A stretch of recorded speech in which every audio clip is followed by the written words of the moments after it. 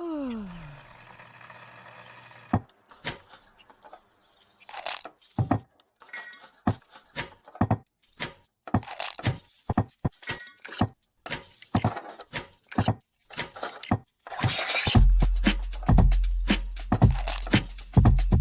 morning. Good morning. Java Delight will uplift you. Stay tuned. The show is about to begin.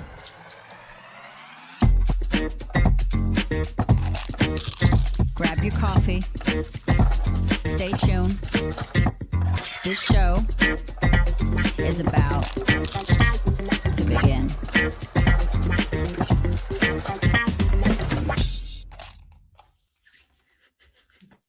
Good morrow, ladies and gentlemen. My name is Brandon Croucher, CEO of Delight Cafe, and I am with the one, the only, the virtual princess of South Africa, Miss Ilse. How are you, sweetie? I am good. How are you? I am live. I'm kicking. I'm doing my best. I am house sitting, as you can guess, behind me. I did not move to Egypt. I love that. I'm very fond of Egyptian stuff. I love that background that you've got there. So I want to have a hat on because I feel I look extra bald with the white behind me here, and I can't because Shiraz is coming. He's going to bring the magic. He is. We actually are rewriting reality with him today, and Shiraz is going to be on today. I'm very grateful. He comes from the Breakthrough Show Network, and they do amazing things out there. They break through. Hello, Jessica. I love how you do. Like, Ilse and I have had a fun conversation. We came on an hour early to encourage each other and just help each other get in the right mindset and talk. And I have to be honest, I had a lot of weight on our shoulders. We both were feeling the energy from the other person. It seems like that energy is going around a lot right now. Jessica. Sorry, I saw the Breakthrough show and the smiley face like ADD'd me. Ilse and I have been like trying to figure out what this energy is that's keeping us locked. And her and I got on the phone and just started talking. We looked each other in the eyes, and it's this energy that we're holding on to, and we've realized we're going to have to start stripping ourselves. I don't mean take your shirt off, Ilse. God, put that thing back on. You know how Americans are with their elbows and shoulders. The minute we see shoulder, guys get all turned on. It's that and ankles. Really? Well, then That's just a joke. Like it's old timey. It's what they'd say back in the day. Is like, her ankles are showing. Oh, did you see her wrists? And it's just a joke for it. Ilse is the only one that is up at my hour in the morning. And I just want to say thank you, Ilse, even just for the moments we share in the morning. Oh, do you guys share special moments in the morning? What are your special moments? No, I just go on her posts and check her posts and read her posts. I give everybody love on Facebook as much as I can when I'm on there busy doing networking, because that's the only reason. I used to use Facebook for posting memes, and I think superficial relationships, because if you I think sometimes when you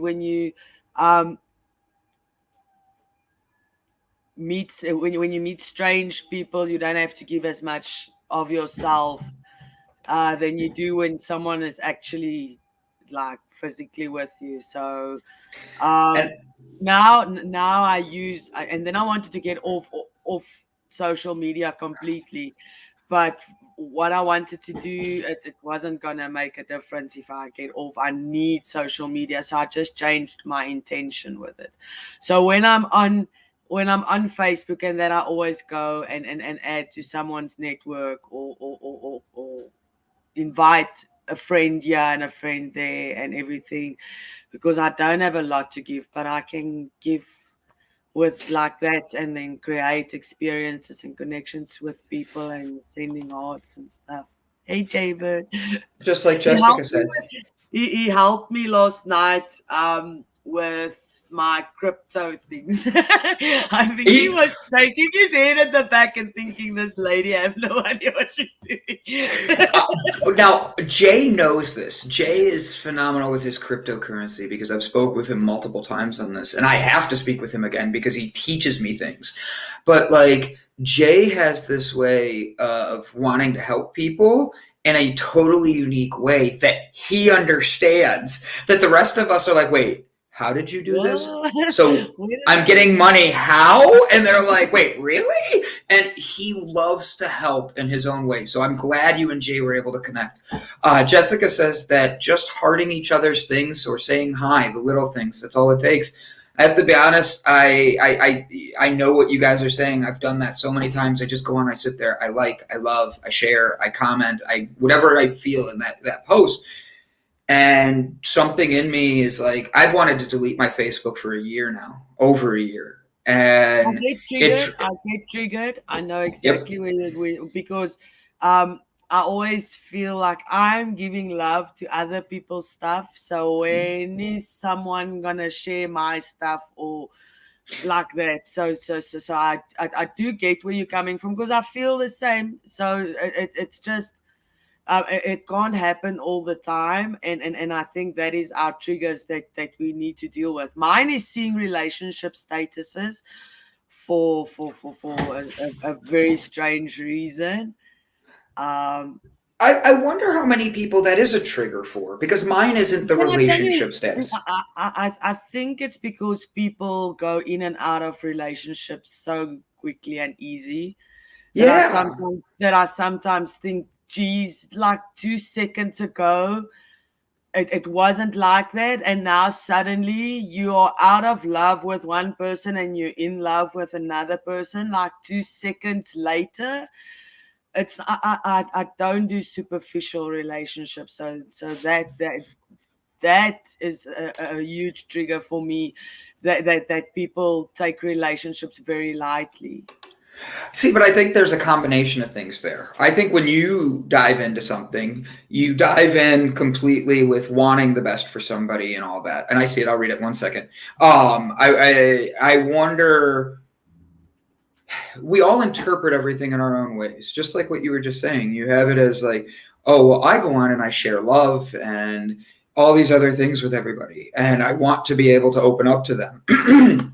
But then it comes to shutting, it's what we give to what we want, and if we're not getting what we think we deserve back, it hurts. And I'm not on Facebook like I used to be, really trying to focus my energy now on Discord. And that's really interesting because I was told if I'm going to get off of Facebook, I should go to Discord, and I have been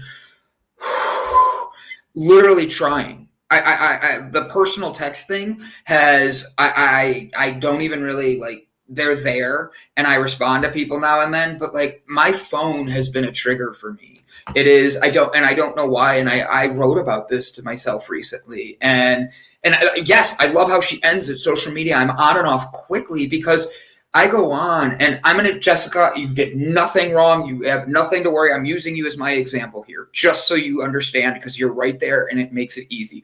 But if I go online and I know I've upset Jessica, and then I see that Brian Tracy and her are having a conversation, or Brett Gordon and her, and then mine doesn't get liked, I'm sitting there going, well, why didn't they like mine? And it could be nothing at all. They didn't see it or anything, but it hurts. And then I'm sitting there going, well, this is, and that's my fault. It has nothing to do with them. It has nothing to do with Facebook. And it weighs on you. And I think we all have those little triggers inside of us with social media, such as Instagram. Good Lord, Instagram has this algorithm that is the most ridiculous BS ever.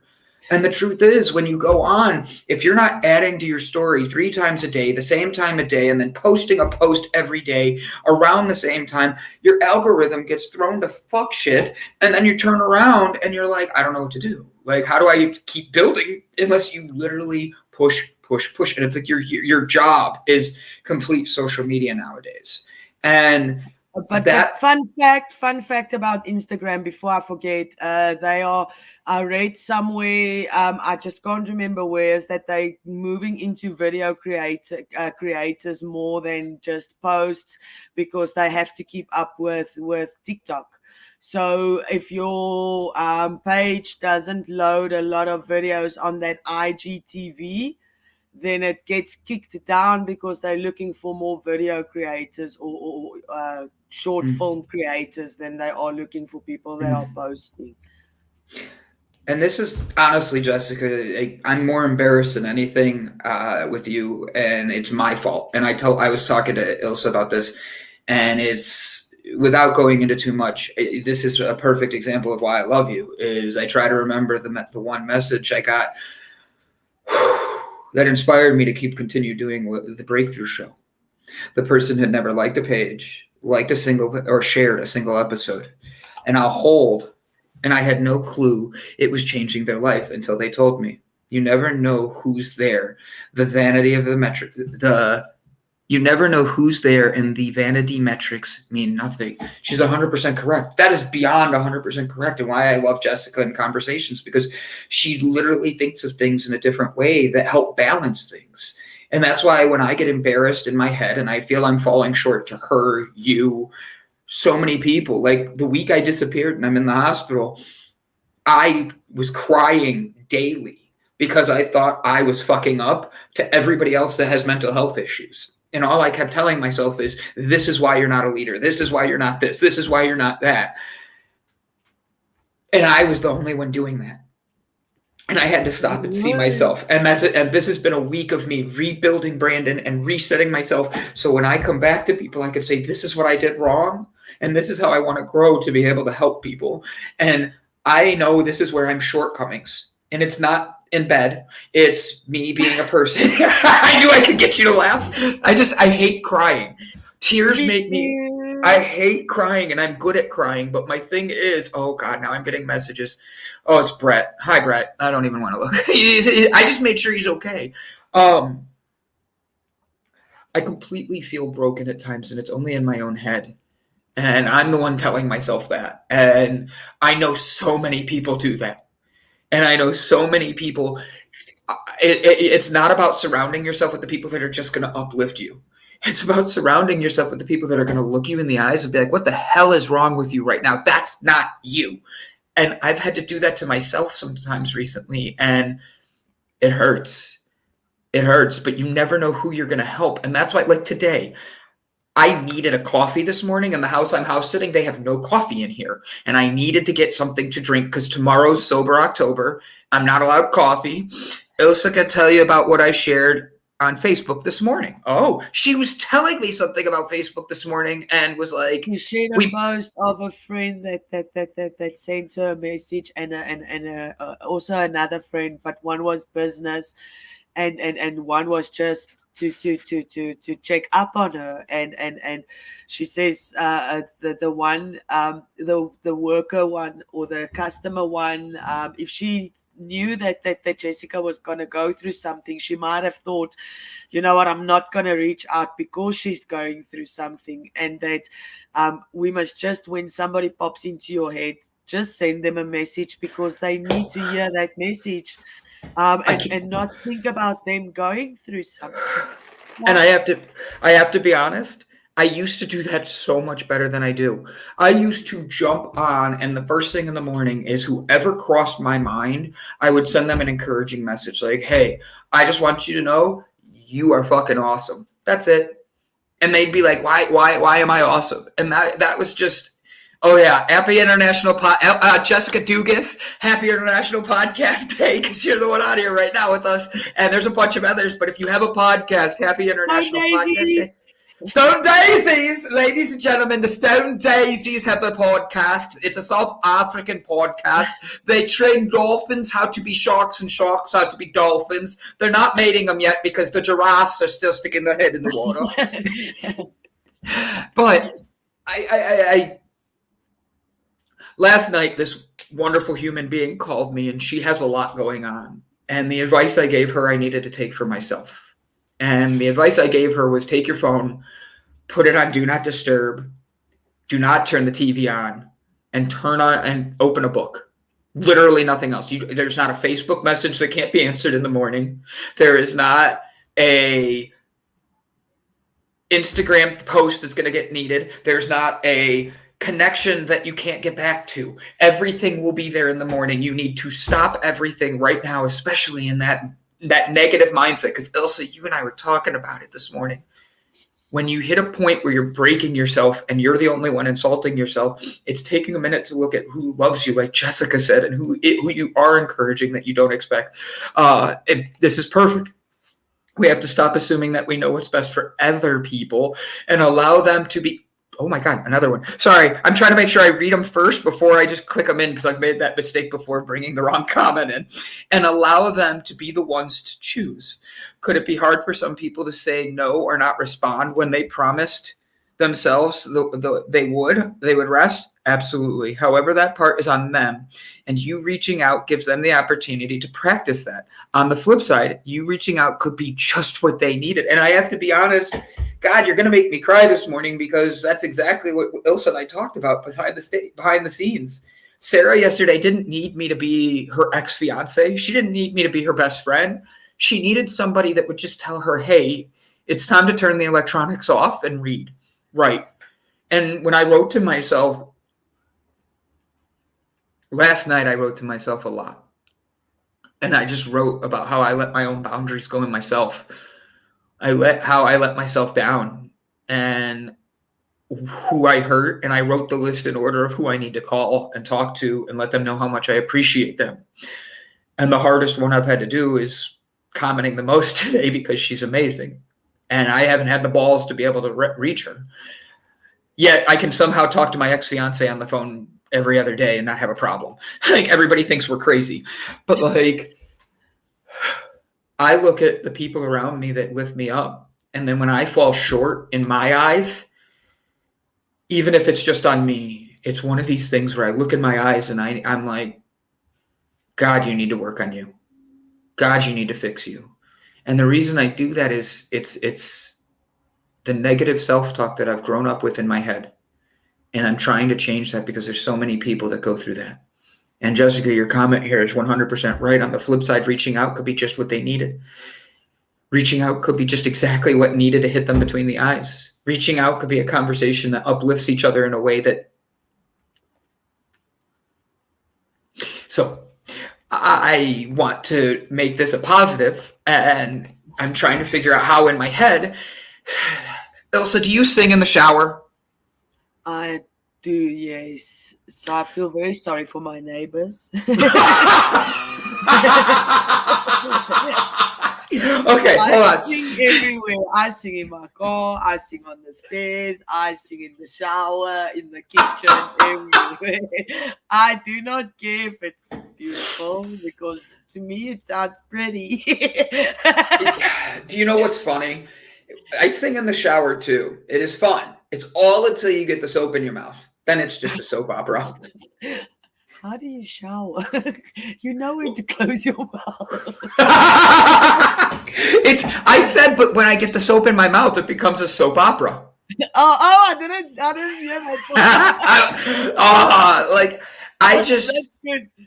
I tell dad jokes, but I didn't have any kids, so I'm a faux pas. Faux pas. Sorry. All right, so let's switch this. I had somebody ask me if I was ever going to do a sports show on this network.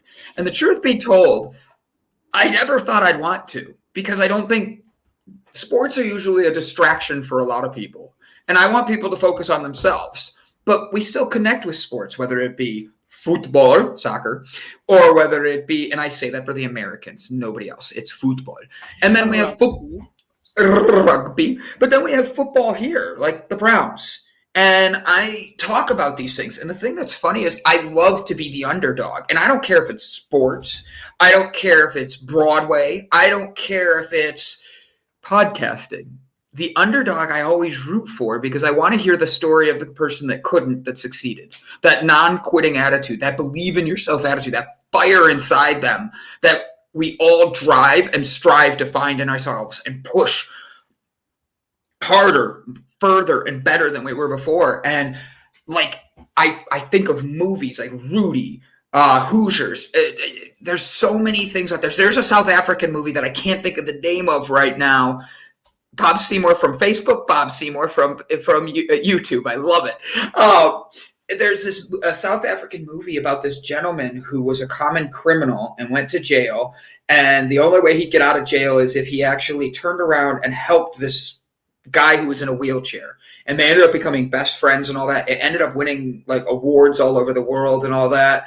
And what's interesting, I can look it up. I'll find the name of it later and I'll send it to you. Because I haven't watched that, so I would like to. And it's based out of South Africa. It's a true story out of South Africa. And we never know who we're going to influence. You never know who you're going to touch. Like, I could easily go take a job. Little known fact, Brandon. I'm sorry. I read it and then started reading it out loud. Brandon is the 7th string starting quarterback for the Cleveland Browns. My number is number 101. I'm the only one with 3 numbers on me. I do not know how football works, although I've watched so many football movies.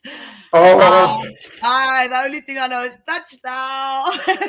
It's the only thing I know. And the underdog usually wins in the movies. So I don't know Ilse, if real life the same.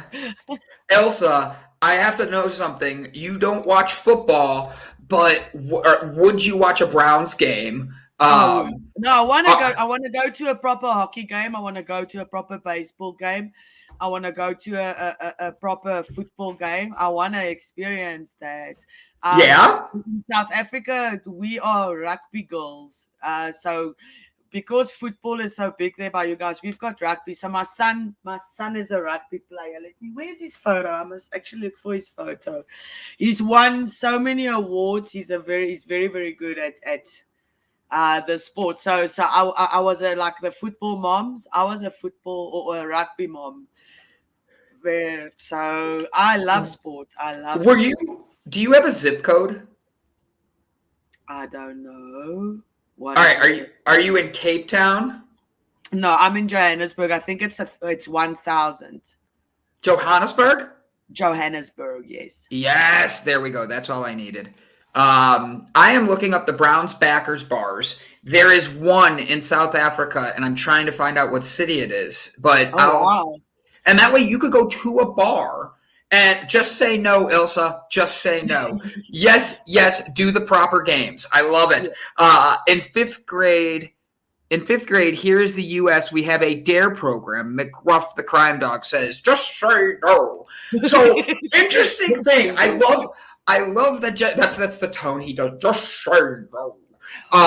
Did you know that was a massive failure? They put $3 billion into the DARE program, and it ended up that here's what the DARE program was, and it was meant to be a very good thing. And Jessica's right. Just say no. But did you know how much of a massive failure that was? And I don't mean that in a bad way. It failed in the way that they put all this money into it. They bought cars for police stations. They bought briefcases with locks and all this on it. So they take them into the schools, they open it up, and they show everybody these are the bad things. What it did was it showed everybody there's drugs out there they didn't know existed, what they would do and how they would do it. And people were like, I want to try these. It increased advertising. Right? I'm like, they marketed it. The police are out there like, do not do this drug, and this drug. This is dangerous. That one you can get away with a little bit. But just say no to drugs, okay? And I think that Jessica's 100% right. Whatever. I mean, you have to say no, and you should say no. And, Jessica's 100% right, but it's the DARE thing that made me laugh because I'm like, oh, I wonder if you guys know. Like, this was like, it literally went down in history as one of the biggest failures on U.S. money. I never left DARE saying, gee, I want to try that. Who the hell were you in? Who the hell were your DARE instructor? All right, my DARE instructor showed up in like this pimped out car that had DARE written down the side. Everybody was like, yeah, it was so much fun. He gets out, he's like, hi, kids. And I felt he was a drug dealer in a police officer outfit. He just had that energy about him. We're all sitting there going, uh-oh. And this guy, it's not like I walked out of fifth grade going, hell yeah, because fifth grade's also health education, sex ed. I still didn't know what that stuff was for years. I got to high school going, what the hell are you talking about? She gave him a blowjob. A blowjob. Now I know what those are. Yeah. I didn't know the police officers did this with Dare too. No, I'm just kidding. Just kidding. But no, I never left there saying I wanted to try that. But when I did see my first ecstasy pill out in public, like at a party, I know what that is. I'm like, oh, I know what that is. The police showed me that one. Oh, I'm sorry.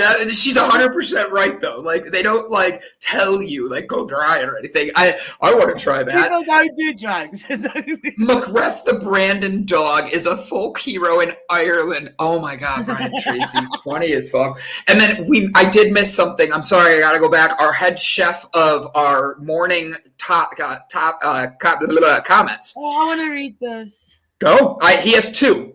Good morning, delighted. You're only allowed to give 1, not 2. Potato hash. We start the day at breakfast and the day at lunch. He's given 2. Well, I'm almost at dinner, so then hit me with another one there. We get 3 meals out of the way. Sweet red pepper pesto, sunny side up eggs, skirt steak. What's that? Hollandaise with palm cheese. That I know, but what is skirt steak? I'm not 100% sure because I don't. Nice. I feel like I'd say it wrong, right? I feel like if I explain what a skirt steak is, it just sounds inappropriate. Like maybe we had the same idea. So they're both like, shouldn't say that one. He against skirt steak. All right, so here's his other one. Is this the same thing? And Red pepper pesto, seared skirt steak, sauteed onions, spinach, tomatoes, diced red potatoes, hollandaise sauce, and Parmesan cheese. Whoop. Oh, he's giving us different variations on the hash browns. And he is on it. So wow, it was more explained. That's what he says. So Ryan is like beyond moving picture studios. Ryan is one of these people who is a mover and a shaker. His nickname is the Great Jew Bear, and that's because he's Jewish, if you couldn't guess. And he was as big as a bear. No, he's fake Jewish. He's Jew-ish. And he...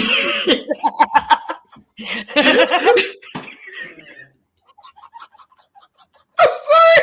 It was you doing it back the way they did it. Oh, okay. I like that. I'm never gonna forget that. I didn't come up with that. That is not my joke. That was a Sarah Nelson joke. I'm giving it to her credit. Use your words, Mr. Brandon. Ryan is a movie producer in a sense. Like he makes his own movies and he edits things. And I'm a bad influence on you, she says. Land your plane. Ryan he has this genius mind that cares for others and sees people in such amazing light and an amazing way. To call him a friend is an understatement. It's like calling Jessica a friend. It's not that. You're way more than that. You balance Brandon. And I have to be honest, I know I'm not exactly the easiest to balance, but at the end of the day, without people like you guys in my life, I don't want to keep going. And that's not like I want to kill myself. I want to make sure I emphasize that. I could easily just go get a job running a bar again. I could easily get a job doing something in the food service industry, and I don't want to. I want to be here. I want to talk to people, and I want to get out of this negative mindset where I feel like I'm disappointing everybody. And that's why I'm showing up, is I want to be able to use your words to land the plane. Brandon's new memoir to be released soon. I'm going to Akron now to shoot a tree falling down. Have a good day, everyone. The worst part is that is code for something he's going to send me later. That's probably him honestly cutting a tree. It's a tree getting cut down for a movie scene that's going to be way more elaborate than he's saying. And I would love to see that. I could send like that. He's very like his technology he uses, the editing he does. Ryan is literally somebody that I'm very grateful. Ryan ate in my restaurant and then said, "Hey, I'm your friend for life, just so you know."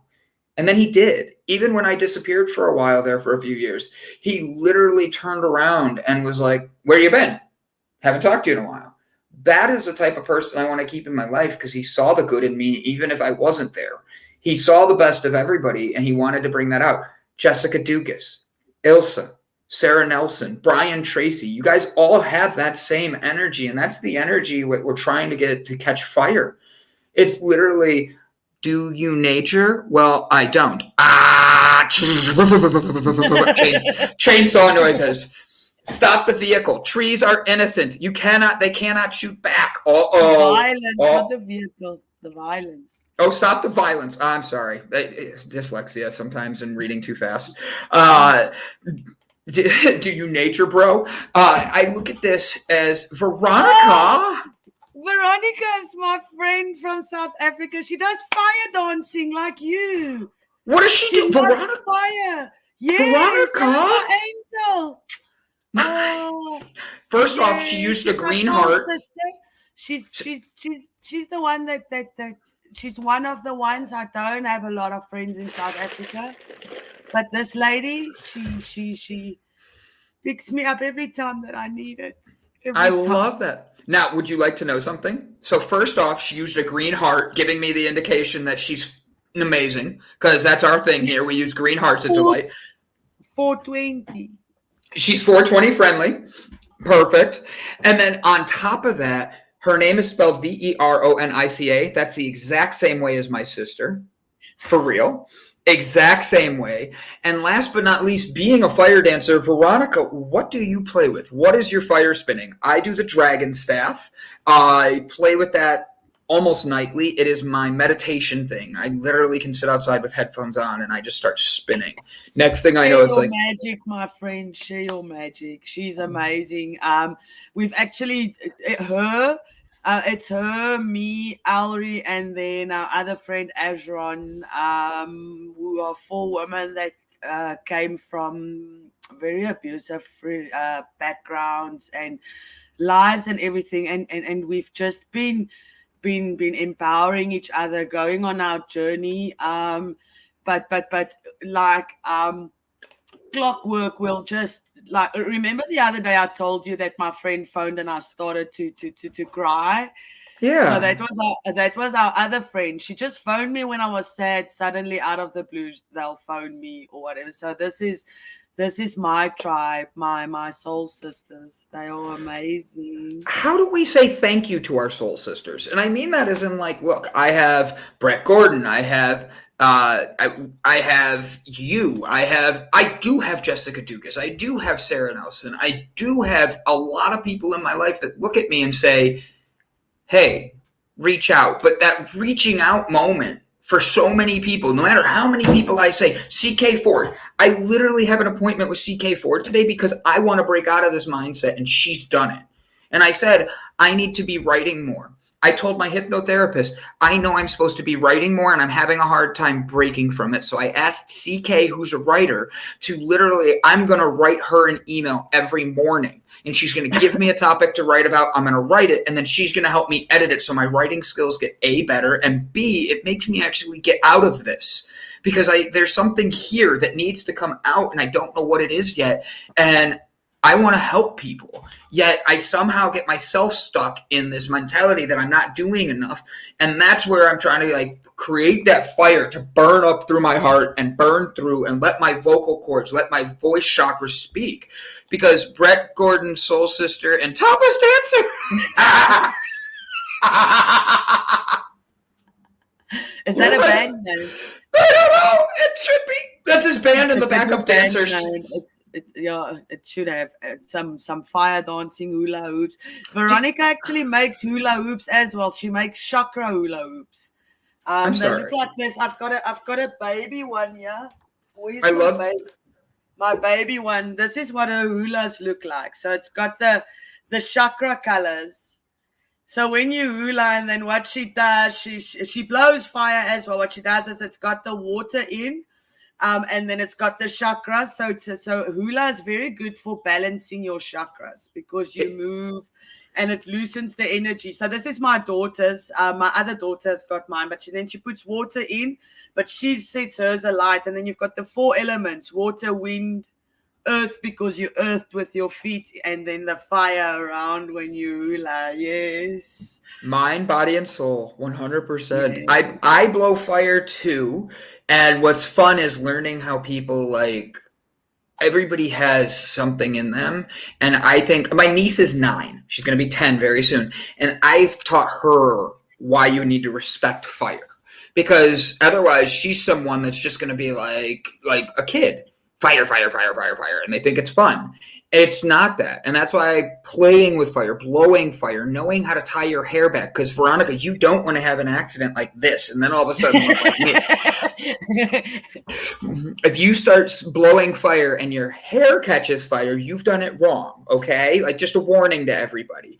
But I'm honored you guys. I'm honored you're with us, Veronica. Like, this is what we are here for, is to uplift and love one another and find that talent that's inside of us. Because, like, so I'm a 38-year-old male, and I used to get made fun of because I spin my dragon staff, and I would be paid to do this at events. And what made me uncomfortable was the people that were making fun of me were my bosses at the job I had. They were like, that's just stupid. Why would you do that? Blah, blah, blah. But then the minute they wanted something, I'd spin fire for the company I was working for as a show, and they were all my best friend again.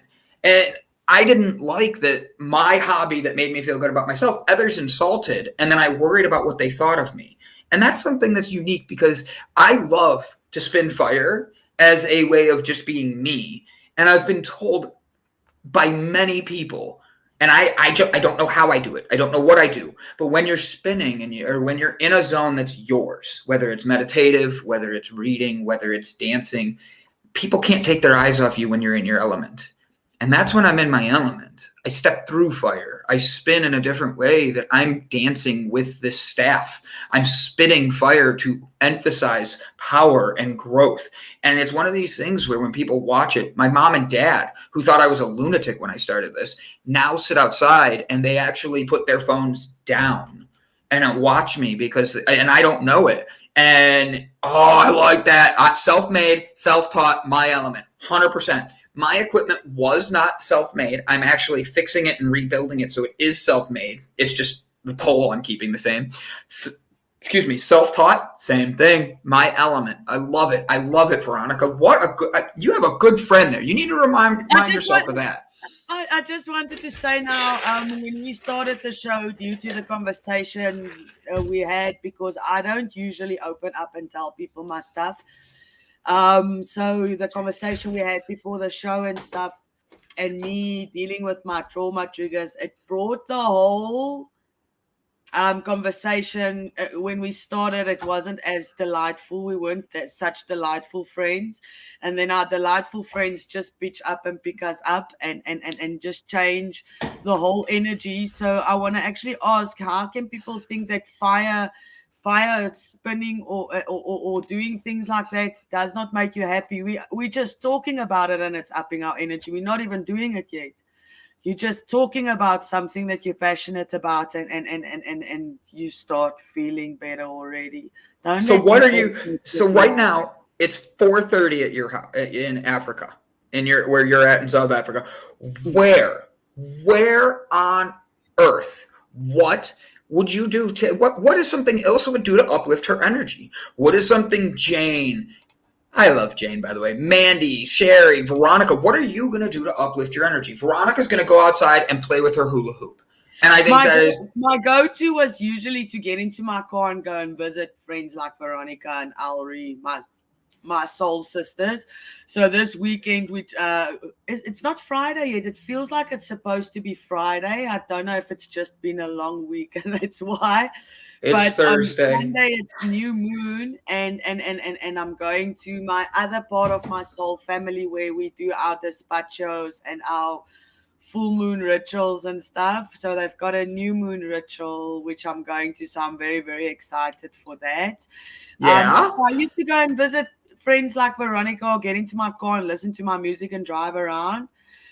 Now I have a meeting on Saturday as well for a potential opportunity for the next 6 to 8 months to keep me busy while I wait for my visa and to get paid for it. So my dream was because there's 3 things that I'm good at. I'm good at eating, I'm good at driving, and I'm good at talking. So I wanted to get paid for eating, driving, and talking.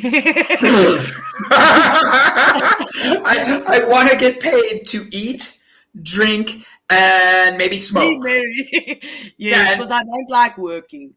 So Oh. I've got this opportunity because I'm so into music and stuff. I had a meeting with a friend that I also met on Facebook.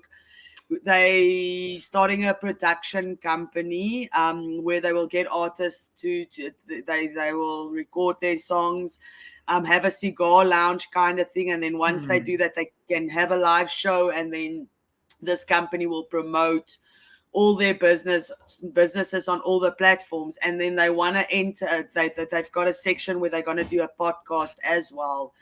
As soon as the people come out of the recording studio and stuff, and they actually asked me to be their host for that as well for the next 6 to 8 months before I come to America, which is very, very interesting. So that is what I'm doing. I'm not focusing on my social life as such, but using my social life to create a work life. So when because I don't like socializing a lot.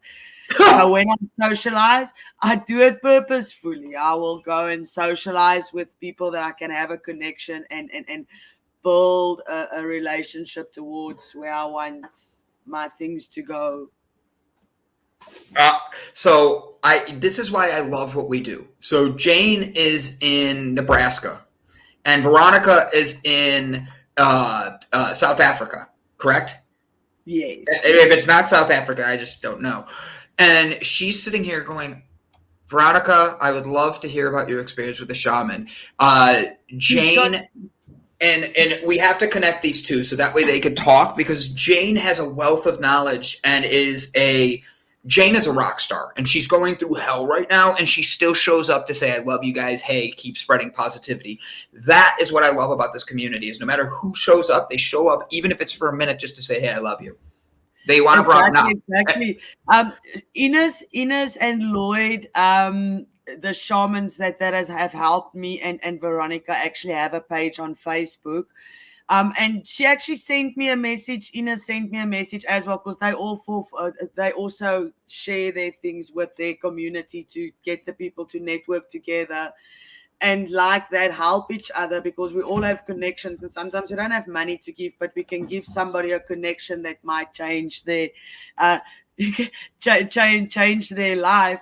Ines and them also have a Facebook page. Jane, you're more than welcome to go and join their Facebook page, and they will help you with the greatest of love. They are amazing people. They really are. They usually stream their rituals live as well on Facebook.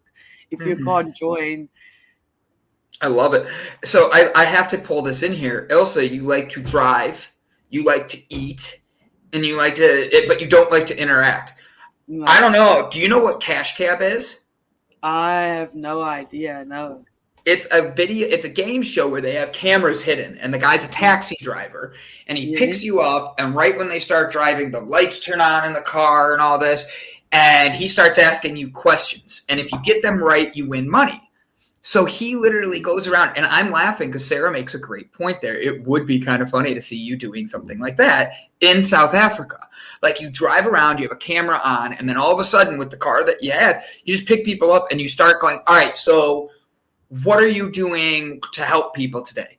How are you giving back? How do you need help today? How can da-da-da-da? And we have people open up with vulnerabilities, and then if we give them $100, they have to give it back. How are you going to pay it forward? And that way we're giving back and making a change. And you don't understand what a big difference $100 can make in a South African's life. Because $100 is our minimum. It's $1,700. Our minimum wage is about less than $200 that they pay some of these single moms with 5-6 kids to look after them. Minimum wage probably under $200. So I this is the ignorance of me being an American, okay? And I say that without being rude to anybody else or anything. I don't know. So please don't take this wrong in any way with what I'm about to ask. Driving with giraffes, oh my God, could be an interesting cash cab. Honestly, this is a great idea. Do you guys have Uber or Lyft in your country? We've got Bolt. I don't know if you know Bolt, but we've got Uber. We've got Uber and Uber Eats. But Uber Eats is a little bit full of shit. They don't stop everywhere. So then you have to use Mr. Delivery. But it's so cheap. You can, for $10, almost get a whole meal delivered. That's awesome. I think the name of it, oh, my heart was touched by those kind words. They're not kind words. They're honesty. They're the truth. And I feel so angry inside at times, sad, angry, hurt on this, because how many times do we encourage other people and they're like, I haven't heard that nice word in a long time. And it's just, we don't encourage one another with the way that we're supposed to. Like Ilse this morning, I could see right off the bat, her vibration was not her. So we started talking, and all I did was listen for like 20 minutes, made some comments back to relate to her so she knew how I was feeling. So I made her know I was hearing her. And then I turned around and I want her to know that she's supported, loved, and cared for. I could tell, Ilse, can you tell Veronica webpage again? I was putting out my dogs outside. Okay, awesome. Do you know how to type it in the comments? Yes, I'll quickly find the web address, and then I'll put it in the comments for you guys. Then you can go like their page as well. They are amazing. It's Ines and Lloyd. Ines and Lloyd. I love it. I love it. It is one of these things where, great day to you. Yes, we're still on for today. Thanks, my V. Thank you. Sorry. So much. All of a sudden, this uploaded online and says that we're live on Spotify right now, and I didn't know why my phone was beeping at me so much. I was like, wait, what? I forgot we downloaded a Clubhouse to try new things.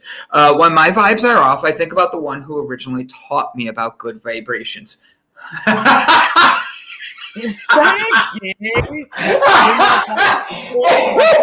the one who originally taught me about good vibrations, Marky Mark without the shit. See, that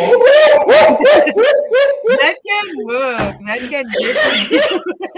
I have to be honest. I started reading it, and the minute I saw Marky Mark, all I could picture in my head was him dropping his pants and his underwear, walking down the catwalk. But he's a good-looking boy. He's a good-looking, and he's done so well for himself. He was such a bad boy. It's such a bad rap. And he turned it around for himself. I mean, it's the same as Robert Downey Jr., who they were the ones with the worst past that nobody ever thought would amount to something. I actually think this is kind of like a genius way of thinking on this, okay? If you could pick anybody to who you would want to be singing to you to get you out of a negative funk and raise your vibrations, who is it? It's not your favorite song. Who do you want that would be, they could be topless. I don't care. He's got no shirt on for Mark and Mark. Do it, girl. Like, I think it's great. I honestly look at this and I think that's a great idea. And it's not me poking or anything. I think that's a great idea. Who would I pick? I don't know. I think that like Halle Berry would be fun to have cheer me up, but I think it'd be like it'd be different. I don't know. Like, if I had to pick a celebrity to sing to me, I would want to cuddle Ryan Reynolds. I think he would be the best cuddler. And I mean that as in like he would just curl up and make you feel all like warm inside and all that. But I would that sounds so weird. Okay, so I kind of already know who I want to say. There's three of them. Jason Momoa, Charlie Hunnam, and who's the guy from Venom? Tom Hardy. Tom Hardy, he played in that warrior movie, that cage fighting movie. Tom Hardy. Yes, that's it. I think that's his name. If I'm wrong, we're wrong, but I know who you're meaning. They can all three sing together if they really want.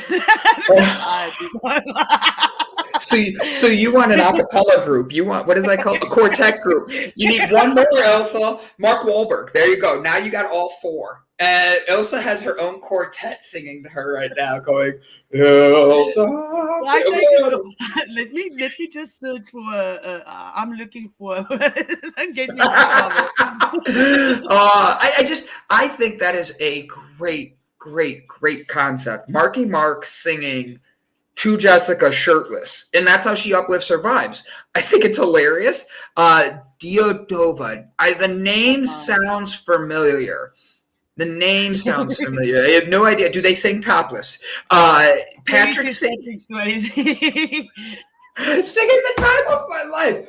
But that is a cool movie. I've watched that movie a million times as well. I don't think there's a girl that has not watched that movie. Nobody puts baby in a corner. Everybody wants a guy that just says, do not fuck with my girl. Leave her alone. She mine. But at the same point, everybody wants a guy that's confident enough to know that they don't need to do that. No, but he didn't fight with him. He just walked in and he told nobody puts baby in a corner and he left. Didn't fight with him. He was confident enough to know that they weren't going to follow him. I like cuddles. I love this idea. So I've said this on air before, and I'll say it again, Cherry McQueen. Amen. What did Cherry say that I missed? Patrick Swayze topless. Okay, I did get it. Here is Veronica's link for Deadova. Delight cuddlers. Cuddling near you very soon. I think that's hysterical because sending you positive energy, Ilse, hearts and love to everyone. I love it. So I think that's funny because I would love a cuddle app. Not every day do you want to hook up. Tinder is a hookup app. I've never been on Tinder. Don't. And you don't need to. But like, I think it would be phenomenal to have something where people come and they just hold you till you fall asleep sometimes. Sometimes just that arms being wrapped around a person feels good. When I was with my ex, she and I would cuddle, and there'd be days I just wanted her to hold me, and she's like a good foot shorter than me.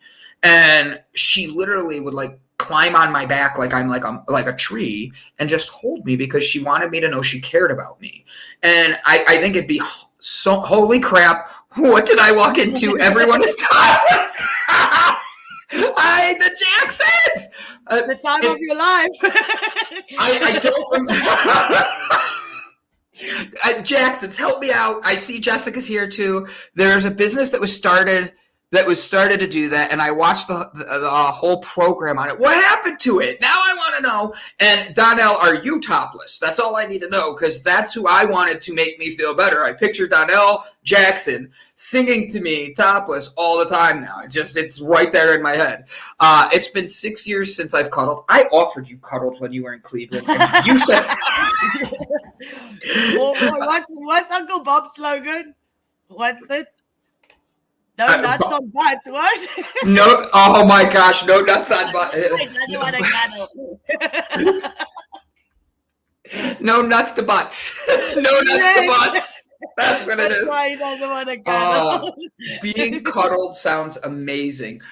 Donnell or Jessica, whoever answers first, you guys have another episode coming up. It's either today or was it yesterday, and I have to go back and watch it. It's just been a week, and I want to make sure I put your episode out there because the Breakthrough Show's episode is tomorrow. It's going to be breaking through on her network, but Donnell and his wife do a relationship show that are absolutely incredible, and the two of them are amazing individuals that are open, honest about their relationship. And the first episode I ever watched, they make you laugh. They make you cry. The 13th. Thank you, Jessica. They make you laugh. They make you cry, and they connect with you in a way that is just – that show is going to be phenomenal, guys. Go turn it on. Give it a watch. It is one of the shows that's in my phone to make sure. Second and fourth Wednesdays. Thank you. I had it in my phone differently because I yesterday was on your network looking for it, and I was like, I know they have one coming up. That was my fault. Hey, Ilse, Peters, and Brandon. Kevin, you are an amazing human being, and he is one of these people that he actually puts out everything he does. And he and I were going back and forth yesterday, and he makes bracelets, he makes earrings, he makes jewelry, and that's his way of surviving. And then he goes to like concerts, and he makes jewelry for the bands to sell. And he's just about being a good effing person. And that's why I love people like Kevin coming around here. I love Kevin being who he is and just showing up daily to be able to spread love and positivity. If you saw his new bracelets that he made, he sent me a message as well. He sent me something he wants to send you. He sent me, he goes, do you think Ilse would like this? And I said, yes. Oh, that's so sweet. Affection is very important to see, smell, hear, and taste, to feel. This is what we have to have in this reality. I think that's 100%. That's amazing. The Breakthrough Show Network, thank you. Donnell didn't even know when he was going. He was still focused on me telling him he's topless to make me happy and raise my vibrations. Shiraz is sitting in the back and listening in, and he's nodding. Shiraz, don't worry, buddy. I picture you topless too, singing to me sometimes. He's Shiraz is just about to start now. Right? I don't know if you know, ladies. The time is now. Shiraz is one of these individuals. He doesn't just uplift your vibrations. He uplifts your attractiveness to the human race, because he is just the epitome of attraction. It's not just the bald head. It's the confidence. It's the strength. And it's the charisma he brings. Shiraz is an individual that I'm honored that I not just get to call friend. I get to experience life with him. And he is an individual that we're blessed to have. I'm going to read his bio now so everybody gets to know about him a little bit. And that way, you know, in the next 5 minutes when he's here, you want to not be missing it. Shiraz Baboo is an award-winning author, international speaker, reality shifting specialist. He has helped thousands of people rewrite their reality. He teaches you to recognize that reality you live in is just the stories you've been taught about life, and shows you how to change all of those stories, resulting in more happiness, improved career, and better relationships. You can't tell me you want to leave, but knowing that something like that is coming on. And men can also be blonde. Yes, they can. Another South African from our LinkedIn page. So Johan Odendaal. Say his name. Johan Odendaal. Odendaal. Yeah. Did you see Shiraz in the back trying to say it to me? He wasn't trying to say it. Try and say my surname. Nope. I always complain about the people's surnames when they've got difficult surnames, but I never think back. Maybe they struggle to pronounce yours as well. So my last name's Croucher, Croucher. Fairly simple. Easy. Yeah, you'd think. No. Do you know how many times I get, is Mr. Crochet available? And I'm like, where do you even get crochet? Like, or they switch letters around. I do that sometimes. Donnell, I love your enthusiasm for Topless Thursdays, but we put those on Wednesdays because of the fact, right? We're off by one day. It's Whip 'em Out Wednesdays, Women of Wonder Wednesdays. We focus on women's health on Wednesdays, but maybe Thursdays could be male Topless Thursdays. You know? I can work with that. A bow tie. Do you need a bow tie? I have 3. What color would you like? Shiraz is in the back unbuttoning his shirt. I looked down and I'm like, oh. You need to be paid, baby. I'm sitting here going, I don't need to bring Shiraz in today. This is how you shift your reality from being broke to having money. We're gonna change the name of the show to Shake Your Moneymaker Thursdays. I love it. Oh, Jane, what a great name. Thursday. Shiraz, I need to know. Isn't that a great name? Testosterone Thursday. It's focusing, because I had people reaching out to me you know what, ladies and gentlemen, do me a favor, put your hands together, give us all some love, some appreciation. Here's a word from our sponsor. We'll be right back with Shiraz and diving into loving and finding the best version of ourselves. Hi, my name is Brandon, and over the past year, the Delight Cafe team and I traveled across the U.S. researching this rapidly growing industry of CBD products. What we have found throughout the industry were products that were inconsistent in dosage and used ingredients that weren't even lab tested. Products with chalky textures, bitter aftertaste, and worst of all, confusion among the CBD consumers. That's why we created Delight Cafe.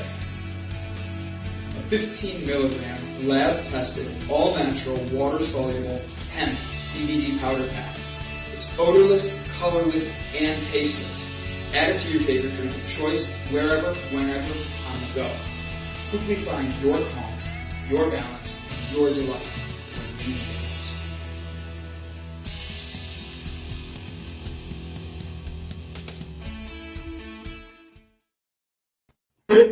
I saw that right before Shiraz. So Shiraz and I have our own fun connection, and it is because of Jessica Dugas and my squirrelish mentality that I can barely focus. Shiraz has this amazing way of making everyone around him feel like $1,000,000. And I mean that in the nicest way, because Shiraz comes on to places and he stays quiet and then he talks. Now, ladies, I haven't let him say a word yet. Wait till you hear this voice. Like Denzel meeting Morgan Freeman with a little bit of like Marky Wahlberg shirtless topped in there, okay? That's how great this voice is, okay? I put a lot of pressure on you there, Shiraz. I hope you're ready. So, ladies and gentlemen, I'm honored to introduce my very good friend, Shiraz. How are you, sir? I'm doing so fine. I love it. First time I met Shiraz, no joke, we're in a meeting, and I'm like doing things, and I'm ADD swirling, and then all of a sudden I hear this, so here's what I'm thinking, everybody. And I'm like, who is that? Like, I hear an angel in my headset now, and I had to turn and look at the camera and all that. Shiraz, you're doing big things with the Breakthrough Network. You're pushing in ways that are breaking barriers and helping people find their best self. Why do you love helping people to get the best out of themselves? Why wouldn't people want to get the best out of themselves? So I'm going to play that. I was hoping you'd say that. People can be selfish on their own terms and always focusing on themselves and not realizing how their actions, their words affect others. Now, here's the thing. Building other people up, sometimes we feel that we give, and then all of a sudden we're tore down by those people because they hurt us, they break us, they do something that we didn't expect, want, or need, or broke us out of our barriers. So sometimes it's hard to love others and give your best and put an encouraging thing. I say that as knowing that creates boundaries in you, but until people know that, how do you build people up knowing that you're going into it freely without any intentions?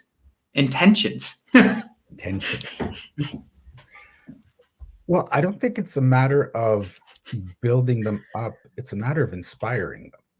Because when you get to a place like, I need to build this person up, you actually create a vision of who you want them to be, and you're not actually seeing them for who they are.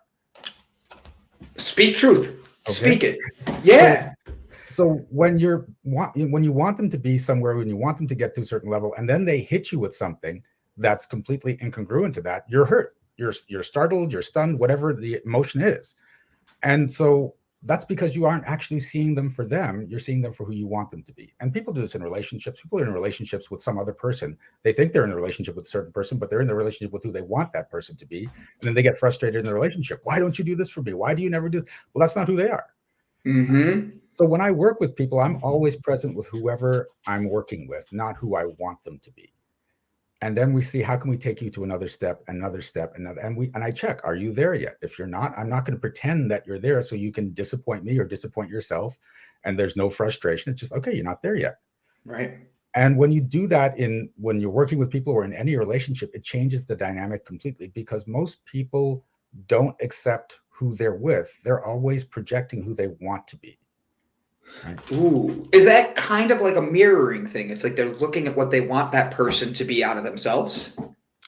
Sometimes, but I found this. Some guys do this, and more women do this.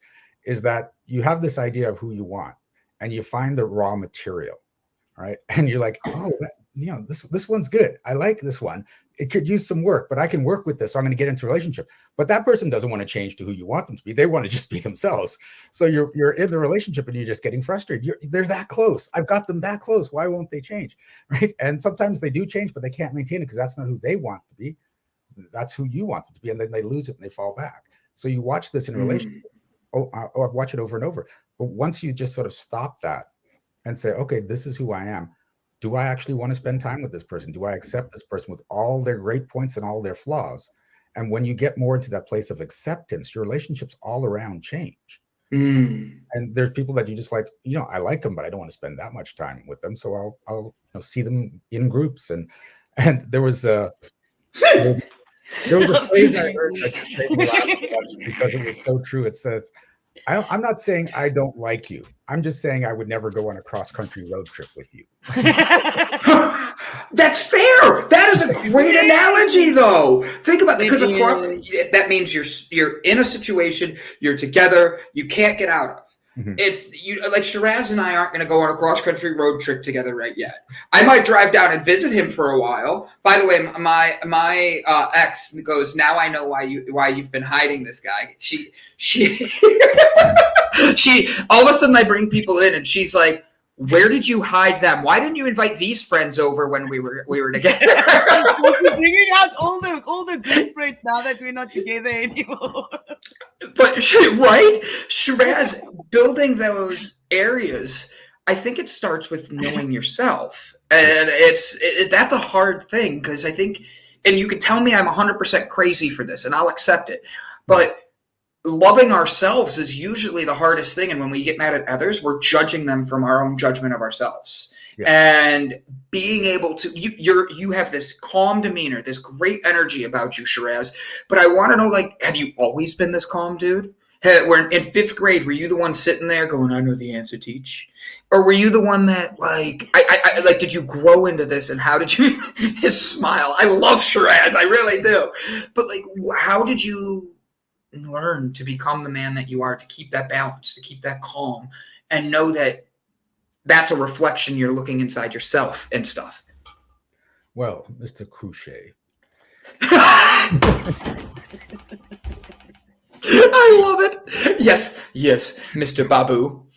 That's the first time you've actually pronounced my last name right. Is it Baboo? Yes. Do you want to know? Sorry, Shiraz, I hate to ADD squirrel this for a second. You could pull the squirrel up if you want. Ready? Here we go. Ready? Boom. So ADD squirreling, that is what my dad didn't want to be called Grandpa.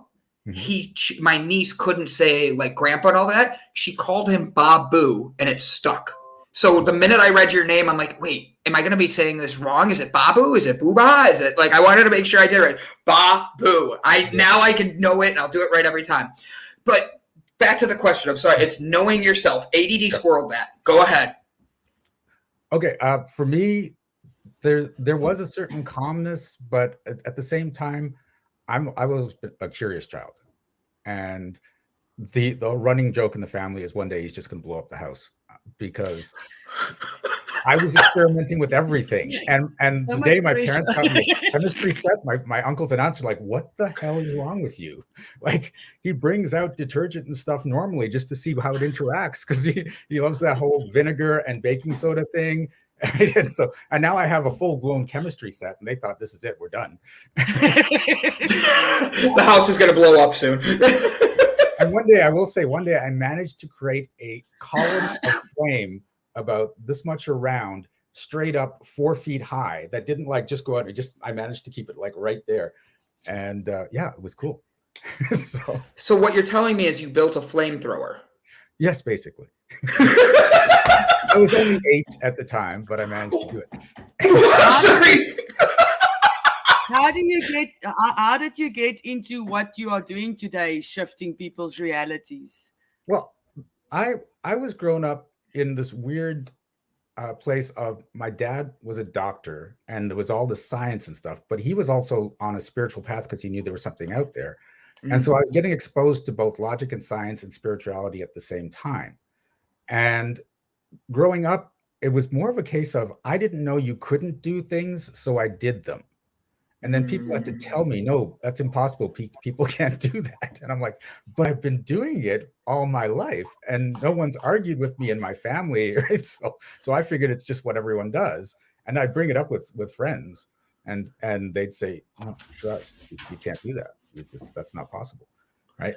And so it's just like, and this was going to go a little crazy. Sometimes it would be like, we're going out for a weekend and they're like, oh, we can't do it this weekend. It's going to be raining. I'm like, well, just don't make it rain.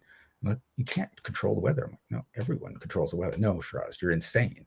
And I'm like, okay, what if I just stop it from raining? And then it didn't rain. And they're like, okay, it was a coincidence. And they'll just brush it off. Right.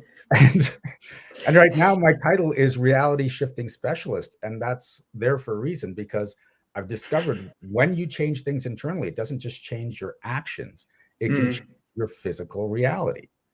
So I worked with a woman just last year. They have an annual conference. There's usually 3,000 people attending the conference. And it was 2 days before the conference. They only had 1,500 people registered. And she's calling me. She's like, okay, I don't know what's going on. I don't know what we can do. We've got 2 days. And I said, okay, why don't you want 3,000 people to be at this conference? And of course, the answer I get whenever I ask questions like that, I do want 3,000 people to be at this conference. Right. I do want the money. I do want the relationship, right? I do want the respect from other people. And then I can tell when your conscious beliefs match your unconscious beliefs. So that was a lie. I said, nope, you don't. You do not want that many people at this conference. Let's find out why. And we started having a discussion, and I was looking for the lies and the truths and everything she said. And it came down to she'd never hosted this before. And there are industry leaders in there, CEOs, all these big experts. And she was afraid that she might say the wrong thing and look like an idiot, say the wrong thing and insult them and get mad at her. And all these people are watching and judging. So the fewer people watching and judging, the better. And this is how we're connected. We can actually affect, dozens, hundreds, thousands of people through our thoughts and our reality. If you don't want people to see you, then make sure less people show up at the event. And so we worked on it. We got her clear on that. I said, look, these people, you run a company, right? They may run a bigger company, but you run a company with hundreds of employees. Like you can talk to them. They're not going to look down. Oh, you've only got 100 employees. I've got 700. Like, people don't do that, right? Unless they're complete assholes and you don't want them on your stage. I've been saying that the whole week. The topic for the whole week. Yeah. So I got it to a space where she was okay having the 3,000 people show up. And I said, is it okay? 3,000 people? Yeah. I could see everything was changed. Her energy was, let's do it. And then she calls me 2 days later after the event. And I said, how'd it go? And she goes, it went really well. And I said, did you screw up? Did you get embarrassed? She goes, nothing. And she said, I actually connected really well with the other CEOs. There's a better relationship there. And I was like, it feels like there's something else. And she goes, 8,000 people showed up. No way. Never had that many people show up before. That comes to my next question. Can you please help me and Brandon do it? Because I think we've got the same problem. Uh-oh. I don't know what's going to come out of her mouth, Shiraz. This is going to be interesting for all of us. Go ahead.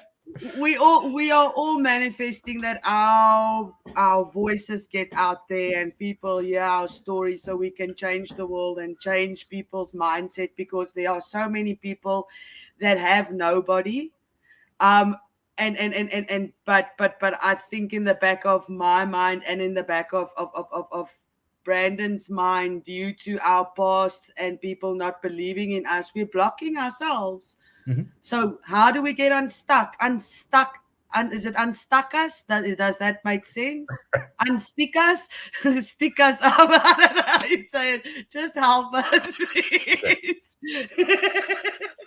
So the biggest problem with people not getting what they want is, and it's funny because most people think, I don't know how to do it right. I don't have the connections to do it. It's really the avoidance of guilt and shame. Right? And just like with the example I just gave, she was worried that she'd be embarrassed, there'd be shame on the stage because she said something wrong. And so this is where most people create limitation in their lives. If there is the possibility of guilt and shame, I'm going to not do it, or I'm going to minimize how much I do this. And so you have to start digging down and find out, what are the things I don't want to happen when more people see me? When there's more people watching the show, when there's more people coming up and say, I need your help. What is it I don't want to happen? Because those don'ts, we always talk about having the big why, but the why nots, a lot of people don't address. They said, if you have a big enough why, it'll just come. You'll just take the actions. No, the why nots will stop you every time. I had a why not because my business started to grow, and then it stopped, and I started to get really sick. And my why not, when I started working with the guy, says, do you realize that you have a belief that if you get too big and too many people see you, someone's going to kill you? And I'm like, wait, what? Because you said we were having this discussion, and when we brought up like certain words were triggering you, and you actually feel you're going to get killed. So we had to shift that, and then my business took off again. right? And you don't know these things are there. You're just like going on, and sometimes a stray thought pops in, but you go, "Oh, it's just a stray thought." If it's a stray thought popping in, it's running in your subconscious, affecting your reality. Well, hello, you beautiful, handsome. I know that's handsome to you. She just spelled my name there. Hello, Anna. It's so good to see you. Shiraz, I want to ask, is that like, so your whole focus is rewrite your reality. It's focusing on rewriting yourself. If you're admitting that you didn't even know you had that fear inside you and it had to be pointed out by somebody else. Shiraz, you too. It's his voice. And then the bald head. I know, Anna, don't worry. It is exactly what I expected. But like, you literally are admitting that there's a spot in you that you didn't even realize needed to have rewritten. How do you take a moment to look inside and know that is what needed to be done? And I'm going to ask a very weird question to counter that is, how do you know which people? Yeah, right. Shiraz and I. But like, how do you know that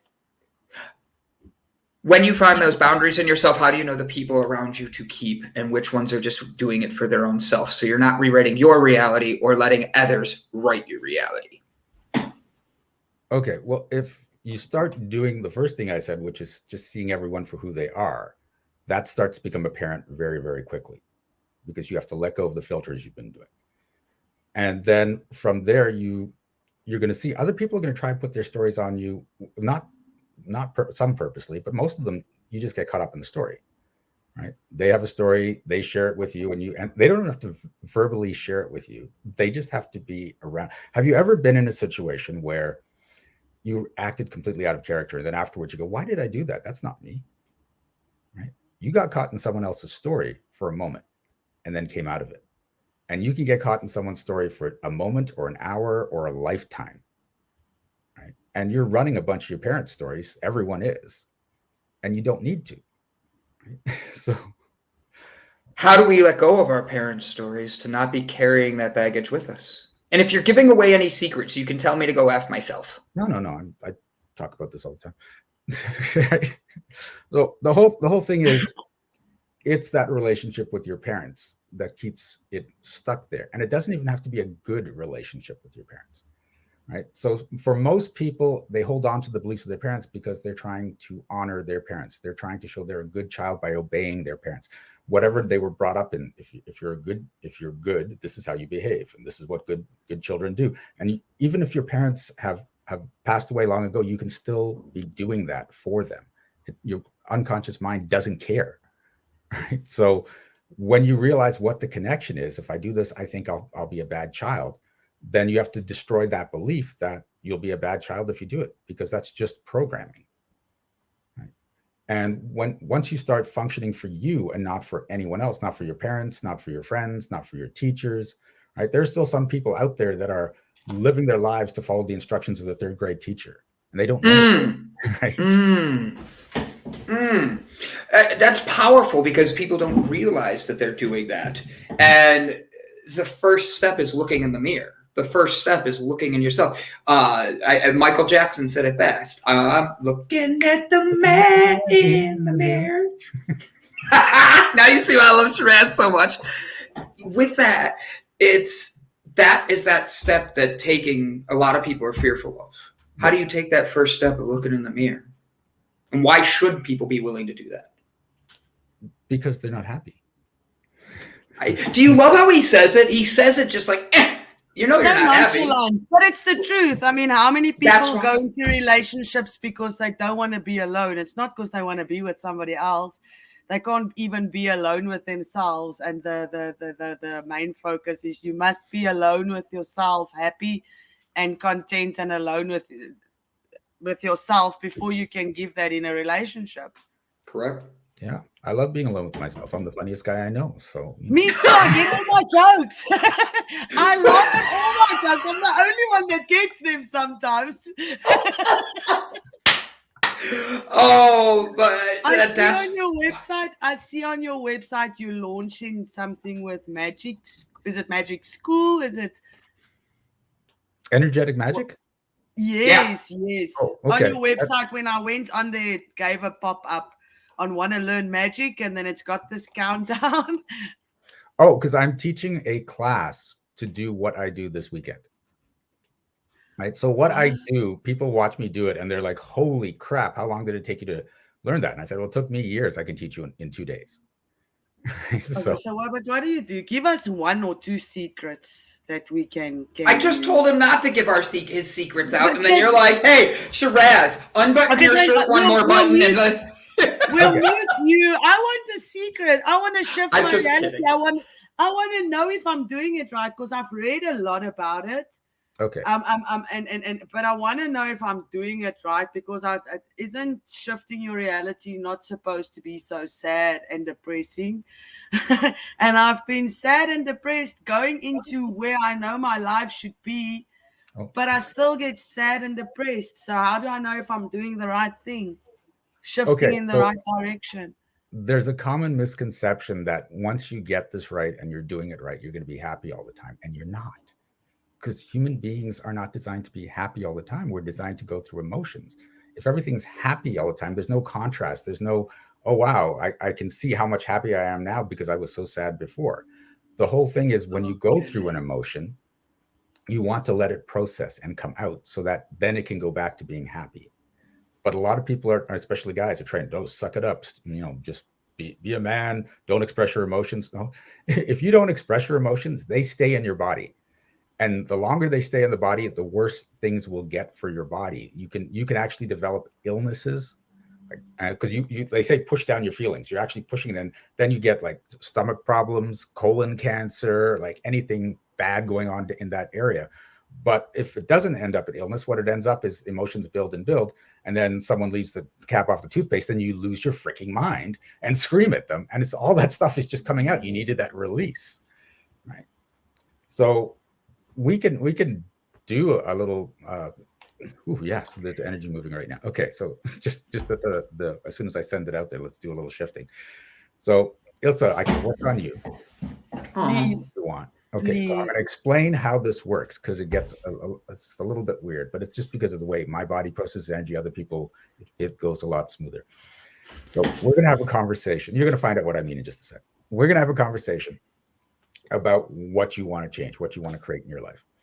And when I'm talking to you, I can tell when your conscious beliefs match your unconscious beliefs. I know you whenever you're lying. And I don't care if you're lying to me, I care if you're lying to you. So whenever I catch you in a lie, we're going to dig down and find out what the belief is behind the lie.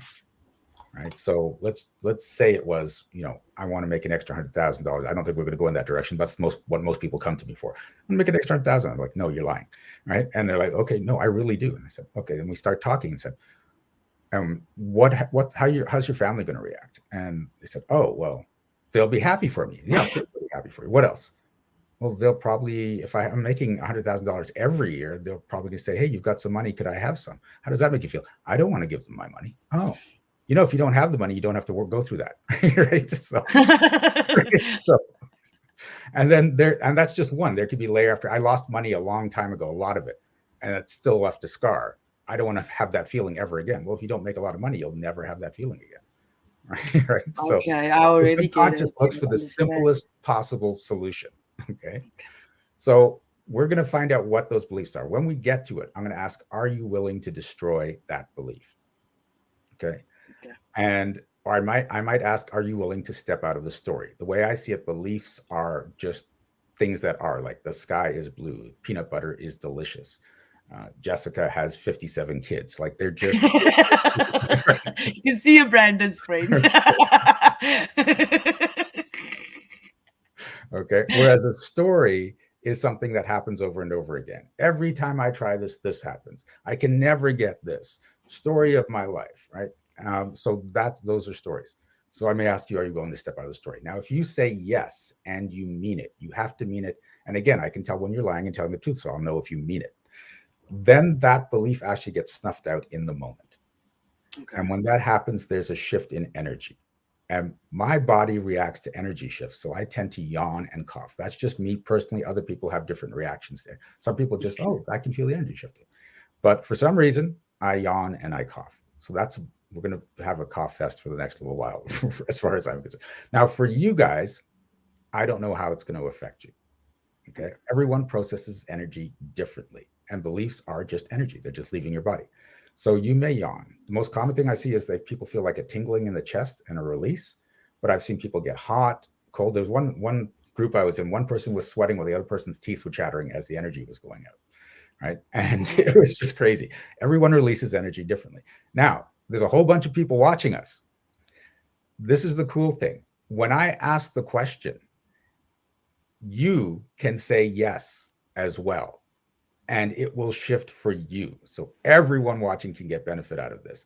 And it doesn't have to be perfect. So I could say, Ilse, we found out that you have an issue that you have to make sure you're the perfect daughter in the eyes of your father. But someone out there is like, no, I have to be the perfect son in the eyes of my mother. You can make that mental transposition as to the belief and say yes, and it's still going to go. Okay. And here's the thing. If you hear me say ow, which comes up fairly often with people, it's because we've hit on a belief that you've decided, no, do not move that. That's precious. I need that. And those usually keep you the most limited, but you decided that if I don't have that, I'm never going to be loved. Or if I don't have that, I'm not going to have the connection with my family like I do. And it's just a lie that you've created in yourself. And so you hold on to it. And that's what keeps limitation in your life. Okay. So that's what's about to happen. Are you good with that? I am. All right. So Brandon's what gonna would do you it like with to me. work on? I think I have a belief that I do not deserve a relationship where I have a best friend, and I'm not open to meeting people. That is my biggest struggle, to let them close to me. Okay. Why don't you want people to be close to you? Because they always end up hurting me and leaving. Okay. So how long have people been hurting you and leaving? For as long as I can remember. Okay. So we're going to right down to childhood here. So when it comes to creating a relationship, how old do you feel?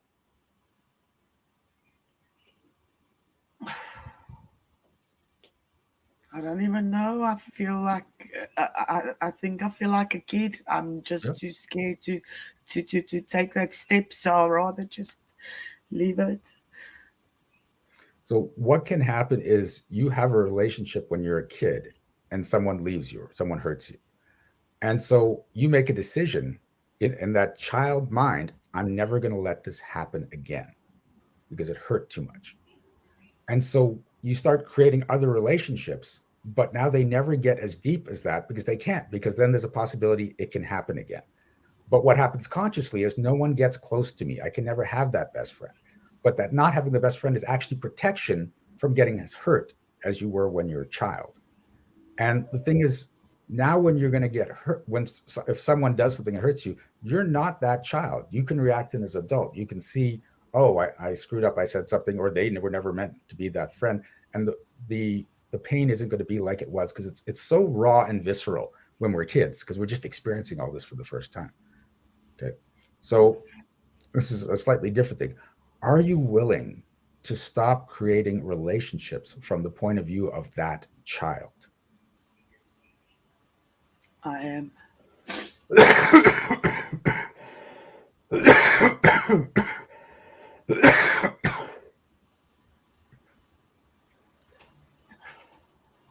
Does that mean she's lying? When you cough, does it mean she's lying? That means a shift is happening. Just making sure. I wanted to understand. Sorry. I'm staying quiet. I muted myself so I didn't interrupt. I'll stay there. Okay.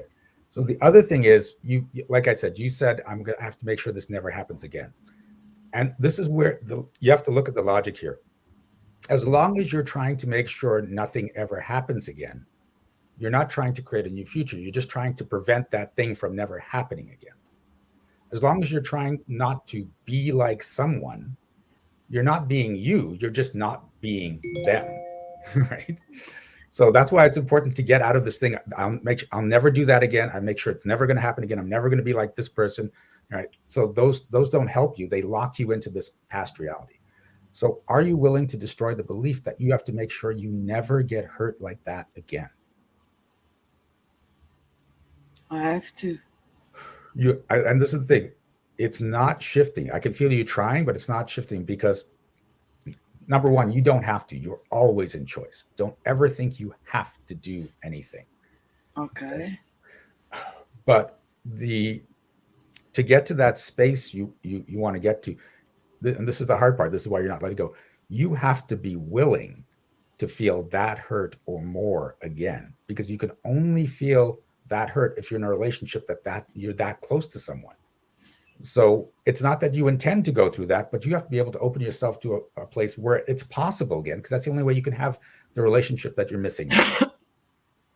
Okay. The thing why I think it's difficult is because after that, there was one person that I got close to, and he actually passed away last year. So that was like brought me back to not wanting to get close to anybody because they just end up leaving in any case.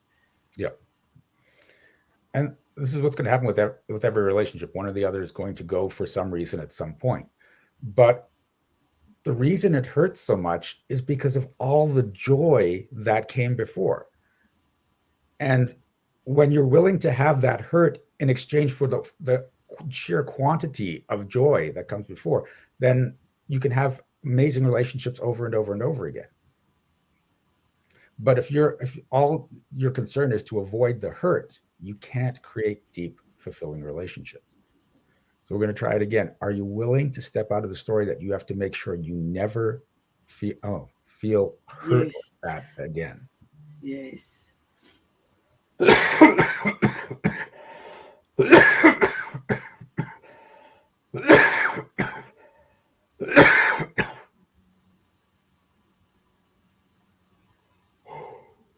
Ooh, that's a big one.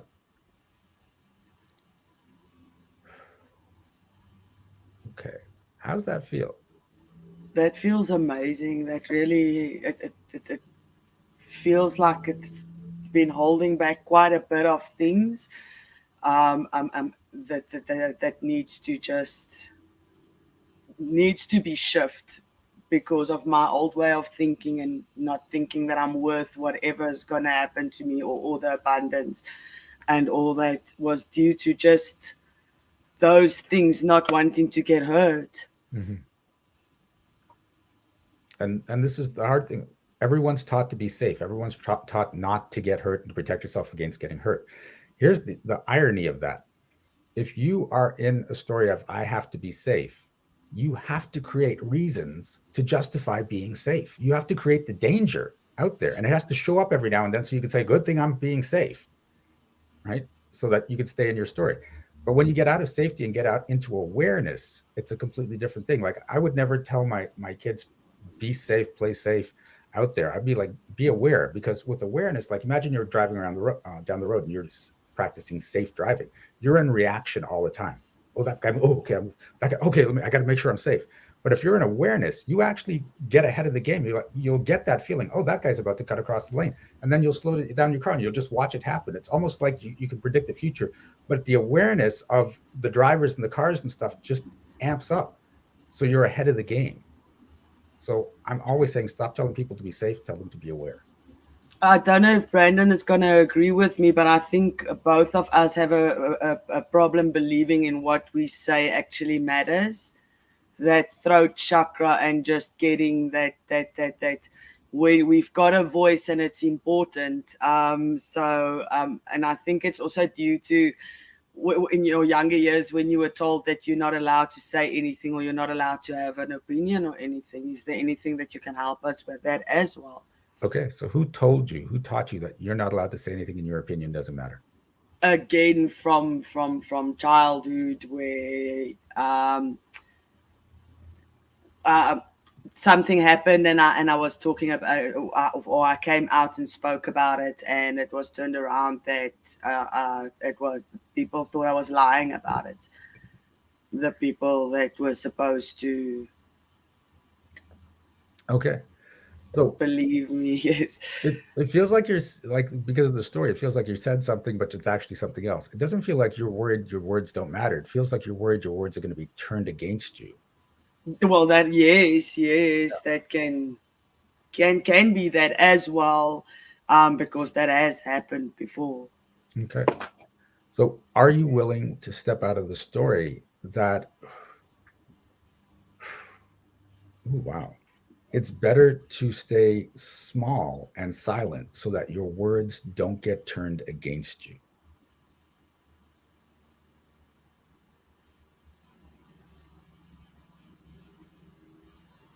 Okay, I can feel that struggle going on there. Okay, just let that come out. I do. Okay, now it's starting to shift. Good.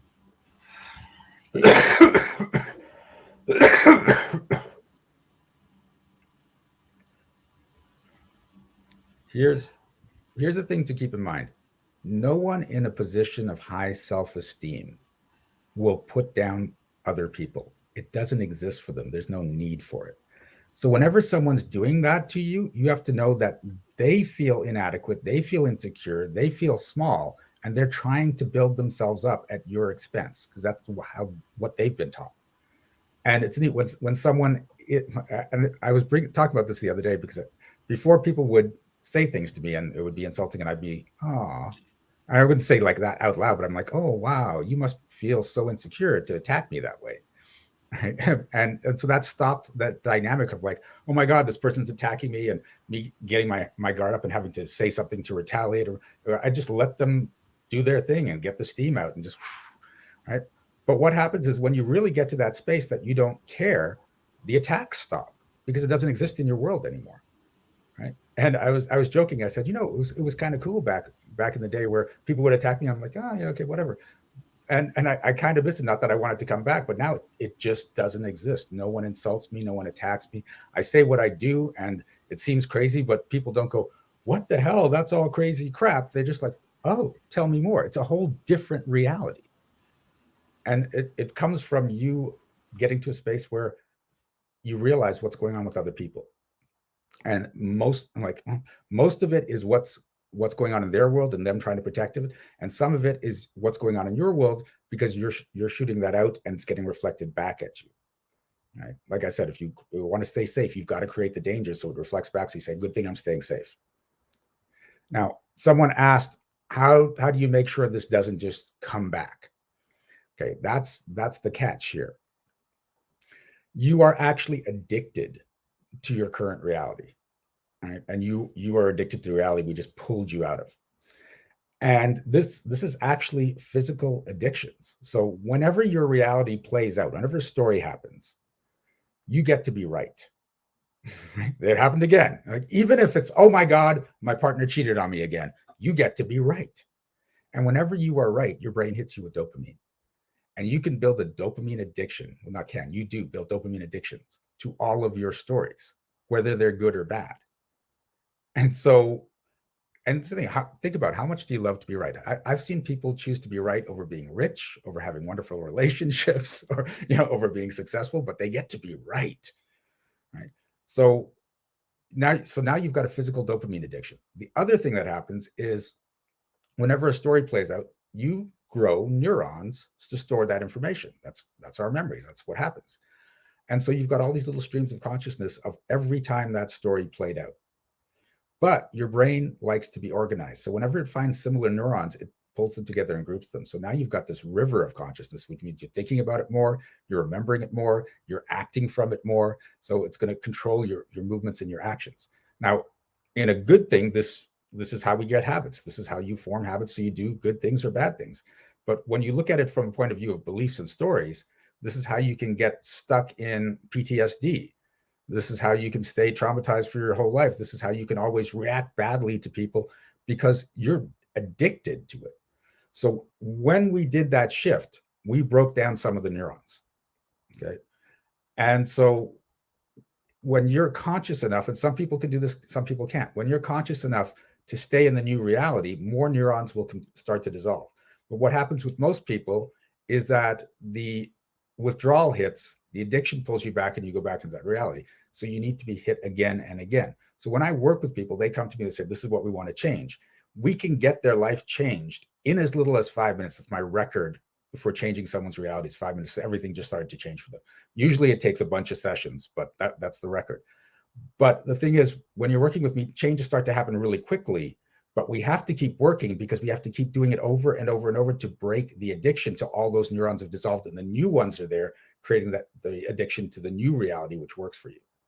And then once you've settled into that, you get used to it. Then you say, let's do it again, but let's amp it up some more. And then and eventually you get to a point where you don't even need me because your natural state is that change and that advancement. That becomes the addictive state, and staying in the same spot becomes the place where you're like, oh, I hate this. I gotta, and it doesn't feel like work. It just feels like my life isn't getting better. I need to do something about it. Right? So that's how it works. And this is why it's so hard, because some people go to a transformational weekend, and I hold those, but I also say you got to come to the monthly stuff afterwards, because the transformational weekend, you come out of it, my life is different. I feel great. I understand what's going on. And it can last for a couple of weeks, maybe a couple of months. And then you find yourself slipping back because you didn't break the addiction. Okay. My turn. No, I've been writing questions. I'm ready. But can an individual, my bad, I think my computer's slow. How can an individual know they are on their correct path to control their destiny? I say that because your website is phenomenal at showing these. I just shared the link to that again. It is what can energetic magic do for you? And then tools to overcome challenges, control your destiny. These are things you hit on with people, but controlling your destiny, a lot of people, and I can use me as an example for this, we don't see that we're on the right path because we're easily distracted by letting others' opinions dictate us. Yeah. When you're on the correct path, is there a way of knowing you are and watching it? Because I've known I'm on the right path for the last few months now. I've been watching myself. I've been looking at the signs. And every time I start to think I'm turning away, I say, okay, universe, make it clear. And something pushes it right back in my face. Like, for real. It's just been like that. Like, keep going, keep going. Yeah. I know that's not easy for a lot of people. How do you know when you're on the right path and not to you shouldn't let others influence you anyways, but not let others' opinions create your reality? Number one is you're going to see those synchronicities just happen. And they don't have to be big synchronicities, because when you start creating stories like everything just works out, then things start to work out more and more. There's people talk about the gratitude exercise. Start each day with 5 things you're grateful for. And I used to do that. And that is a good exercise. I recommend people start that, 3 things, 5 things, 10 days, just to get you in that space. But when you start getting more into gratitude throughout the day, I get to a place where there's this embodiment of gratitude, right? So I'm driving along, I get the green light, thank you, right? It's just the thing I want to buy is on sale, thank you. And I'm thanking my computer, I'm thanking my car, I'm thanking the traffic lights, I'm like all this. So there's just constant gratitude. And you'll find that when you do that, more and more things happen. I was on the phone with one of my friends the other day, and I was out just grabbing groceries and stuff. And as I'm there, she's hearing what's going on, and she's hearing the little thank yous. I was like, oh, got the light, thank you. Oh, the spot's right in front, thank you. Stuff's on sale, thank you. The checkout girl, like they're not supposed to help with the bags and stuff because of the whole COVID thing, and she bagged everything up for me. And I'm like, oh, thank you. Right. And then I'm leaving, people are opening doors for me, thank you. And she's like, I've never heard this happen in real time before. This is insane. Like, everything is lining up for you, right? Right. Shiraz just walks around and he's like, all right, open door. And like the door's open. It's raining outside. Hold on a second. We're not going to make it rain right now. Hold on. Give me 2 minutes. But it's true. And what you're saying is true. It's seeing those little things. It's that parking spot. It's maybe money was tight and you go in somewhere and there's a discount on something and you find a coupon. Maybe the cashier gives you a coupon. It's being grateful in those moments that we overlook as ways of being, the universe supplying us. It's being grateful for the things that we don't notice are good blessings for us. Is that a good way of me interpreting that? There is, but there's a second component to it, because you want to be thankful for all the blessings. You want to be thankful for all the hard lessons as well. Every time something goes wrong, I'm like, okay, thank you for that. What's the lesson here? Right. And I don't know if you've ever seen, there was a movie, Meet the Robinsons, animated movie about a kid that goes to the future. Did you see when they were celebrating failure at the dinner table, right? I failed and it was spectacular. And I thought this is something every family should do, is sit down for dinner and say what you failed at and what you learned from it every day. Yes. Yes. I like that. Right? And it's another exercise in gratitude. I learned this thanks to that failure. And the more you do this, then nothing's like, you'll still have the emotional ups and downs, but they phase you less. And so there are times where I'm like, I made a mistake. It just cost me $6,000. Okay, I learned that lesson. But and my reality is, but that happened. So it's all going to balance out. And then someone calls and says, can you do a class? Like this actually happened last year. I was at thousands of dollars. And one of my clients calls and, can you do a class in December? I want to learn energetic magic in December. I said, I never teach in December. People are paying for Christmas presents. They're all busy. And she goes, please, please, please, please, please.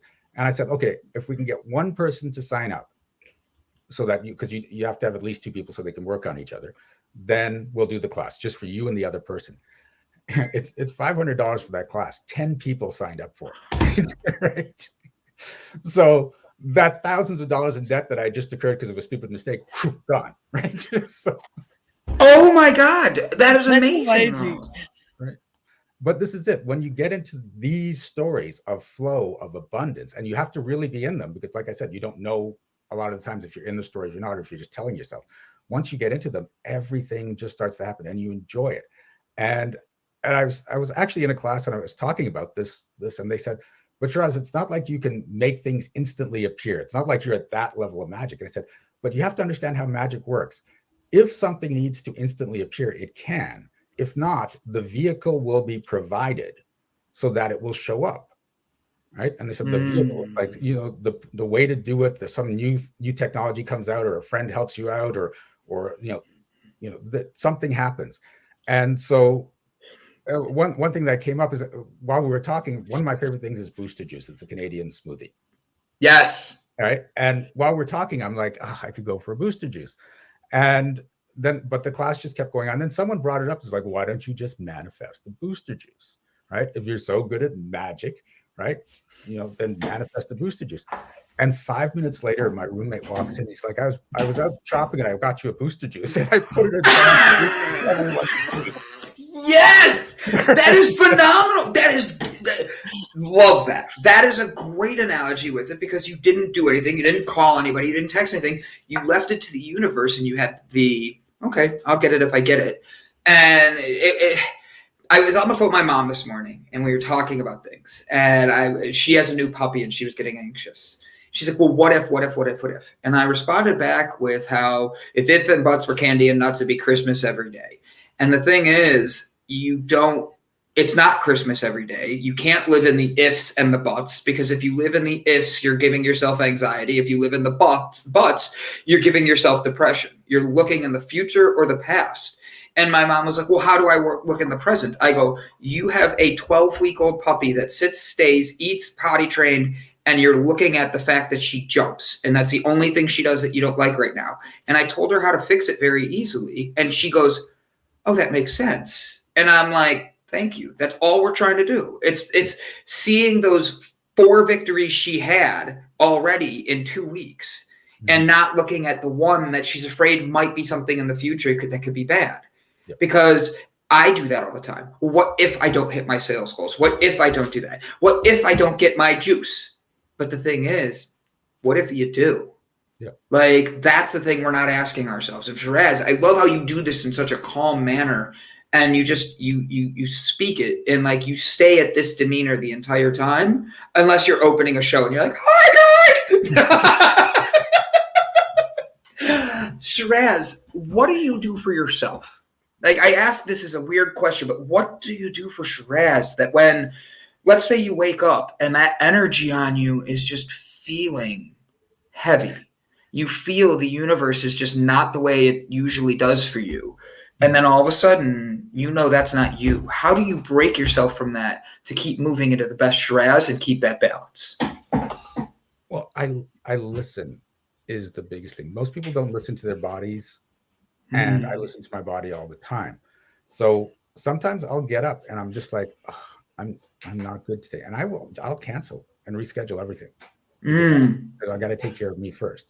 And the people I work with, they know this. It rarely happens because most of the time I'm just enjoying myself.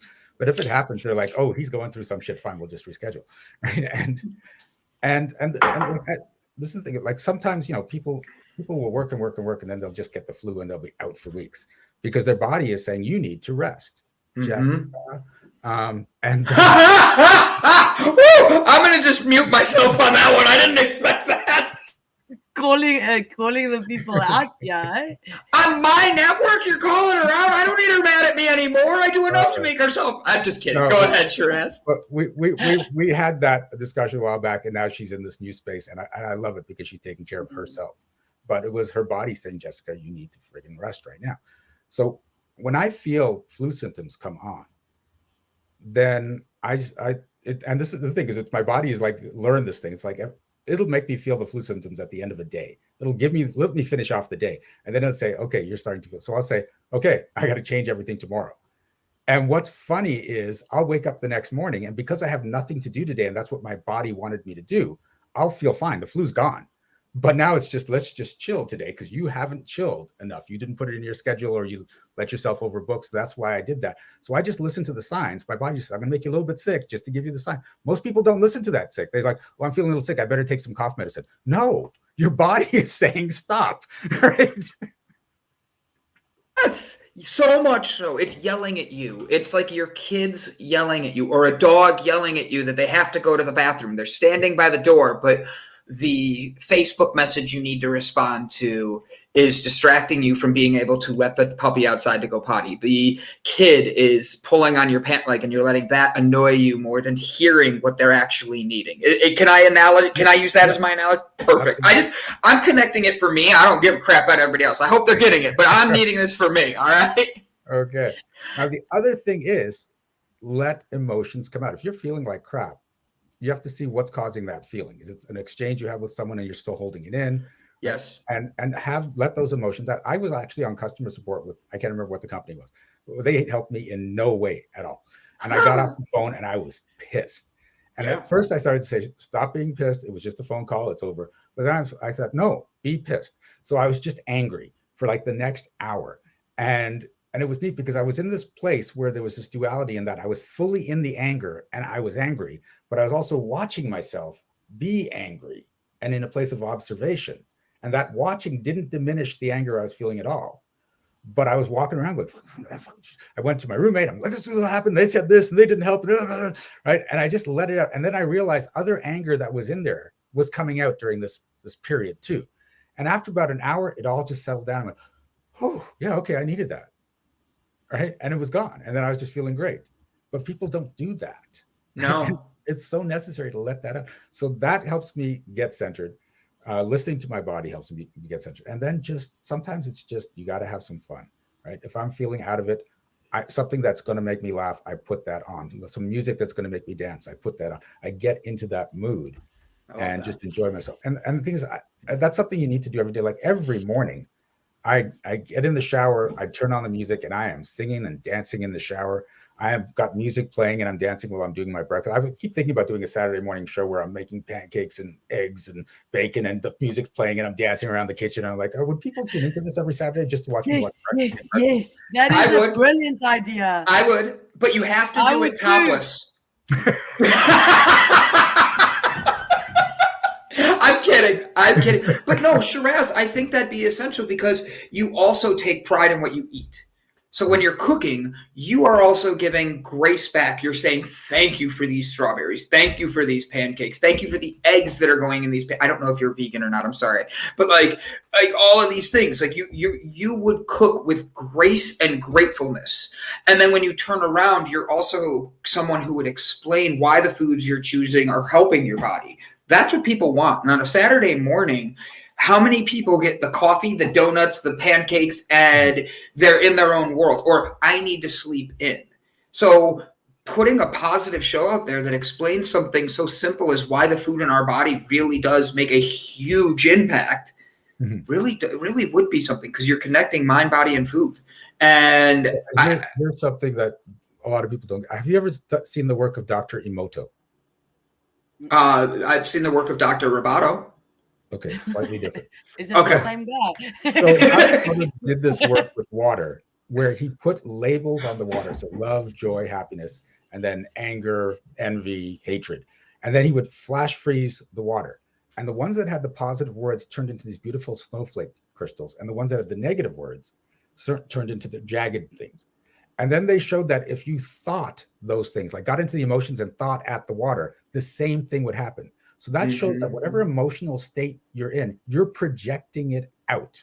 So if you're cooking and you're enjoying, you're putting that into the food. If you're angry, you're putting that into the food and then eating it. Okay. And there's another experiment where they had people breathe into tubes in different emotional states. And then they would put little gerbils in, and it was just someone breathing out, right? So they didn't think it's going to have that much effect. It might do something to the gerbils. But one guy they got him into a really big state of anger, and he breathed into the tube, and then they put that in anger into the gerbil's cage. The gerbil died. You're breathing out toxins, right? When you're in those emotional states. Now, do you want to put that in your food? Right? No. If I go in a restaurant and I can hear the chef yelling and he's pissed off, I walk out the restaurant. There's no way I'm eating that food, right? So, right, but do this when you're cooking. Like, be in that state. Do this with whatever you're doing. You're imprinting it. If you're sending out a resume, this is going slightly different. If you're sending out a resume and you don't think you can do the job, you're imprinting that in the resume. I don't care if it's digital. You're imprinting it. Wow.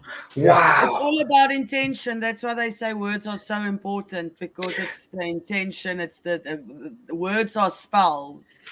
So the intention that you put in it, just like the food. But there's a movie that Sarah Michelle, Yes, I think, where she played was the in. cook with the emotions. Yes, and if she cries, then everybody in the restaurant starts crying while they eat the food. And I remember that movie.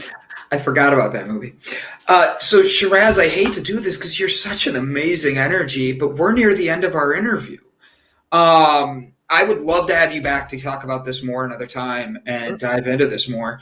The way we end every show is we actually speak positivity out there. And it goes with, so what I'll do is have Ilse start us, and she'll give a goodbye, whether it is a, hey guys, thanks for tuning in, I love you, to a quote or flipping a card and reading her card for the day. I'll go next, and then you get to choose whatever you feel that's on your heart that the universe is leading to say. And that way we leave everybody with that positive energy of the day. All right? I want to thank you again, because God, you are an amazing human being, and it really is an honor to get to know someone like you and get to be not just friends with someone like you, but get to actually benefit from the wealth of knowledge you've provided us. So thank you, Shiraz. Thank you for having me. It was a lot of fun. And Elsa, I want to hear your progress and see how things have shifted after this. Ooh, I will definitely share that with you. Thank you so much. Guys, today has been emotional. Extremely emotional from where I woke up this morning, but getting that out and being able to talk to Brandon about how I'm feeling and to talk to you guys, and having Veronica here and Shiraz helping me with shifting my reality. I just want to say that I am grateful for all you guys. I'm grateful for the knowledge that I gain from you, and that I can in turn then impart in the people that are in my life. Before every show, I ask for a message to help everybody that's listening. And every time the universe just gives me the one that before the conversation even starts. And this card says, examine your eyesight. And it says, take your focus off how you see others. Take your focus off how others see you. Cease being obsessed with the need to impress your friends and your foes.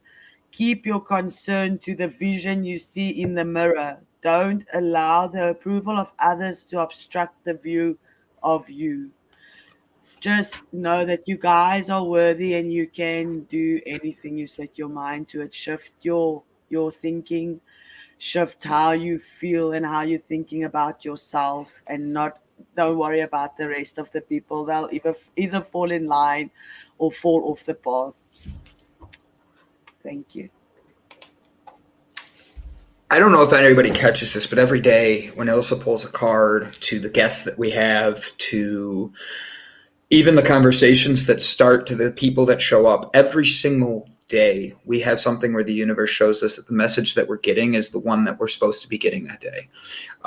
From start to finish, this episode, we had a lot of fun talking about how singing in the shower, to how if you get soap in your mouth, it's now a soap opera. Da da da da. To having it be where we're having an emotional reaction to something that we don't realize we put ourselves in.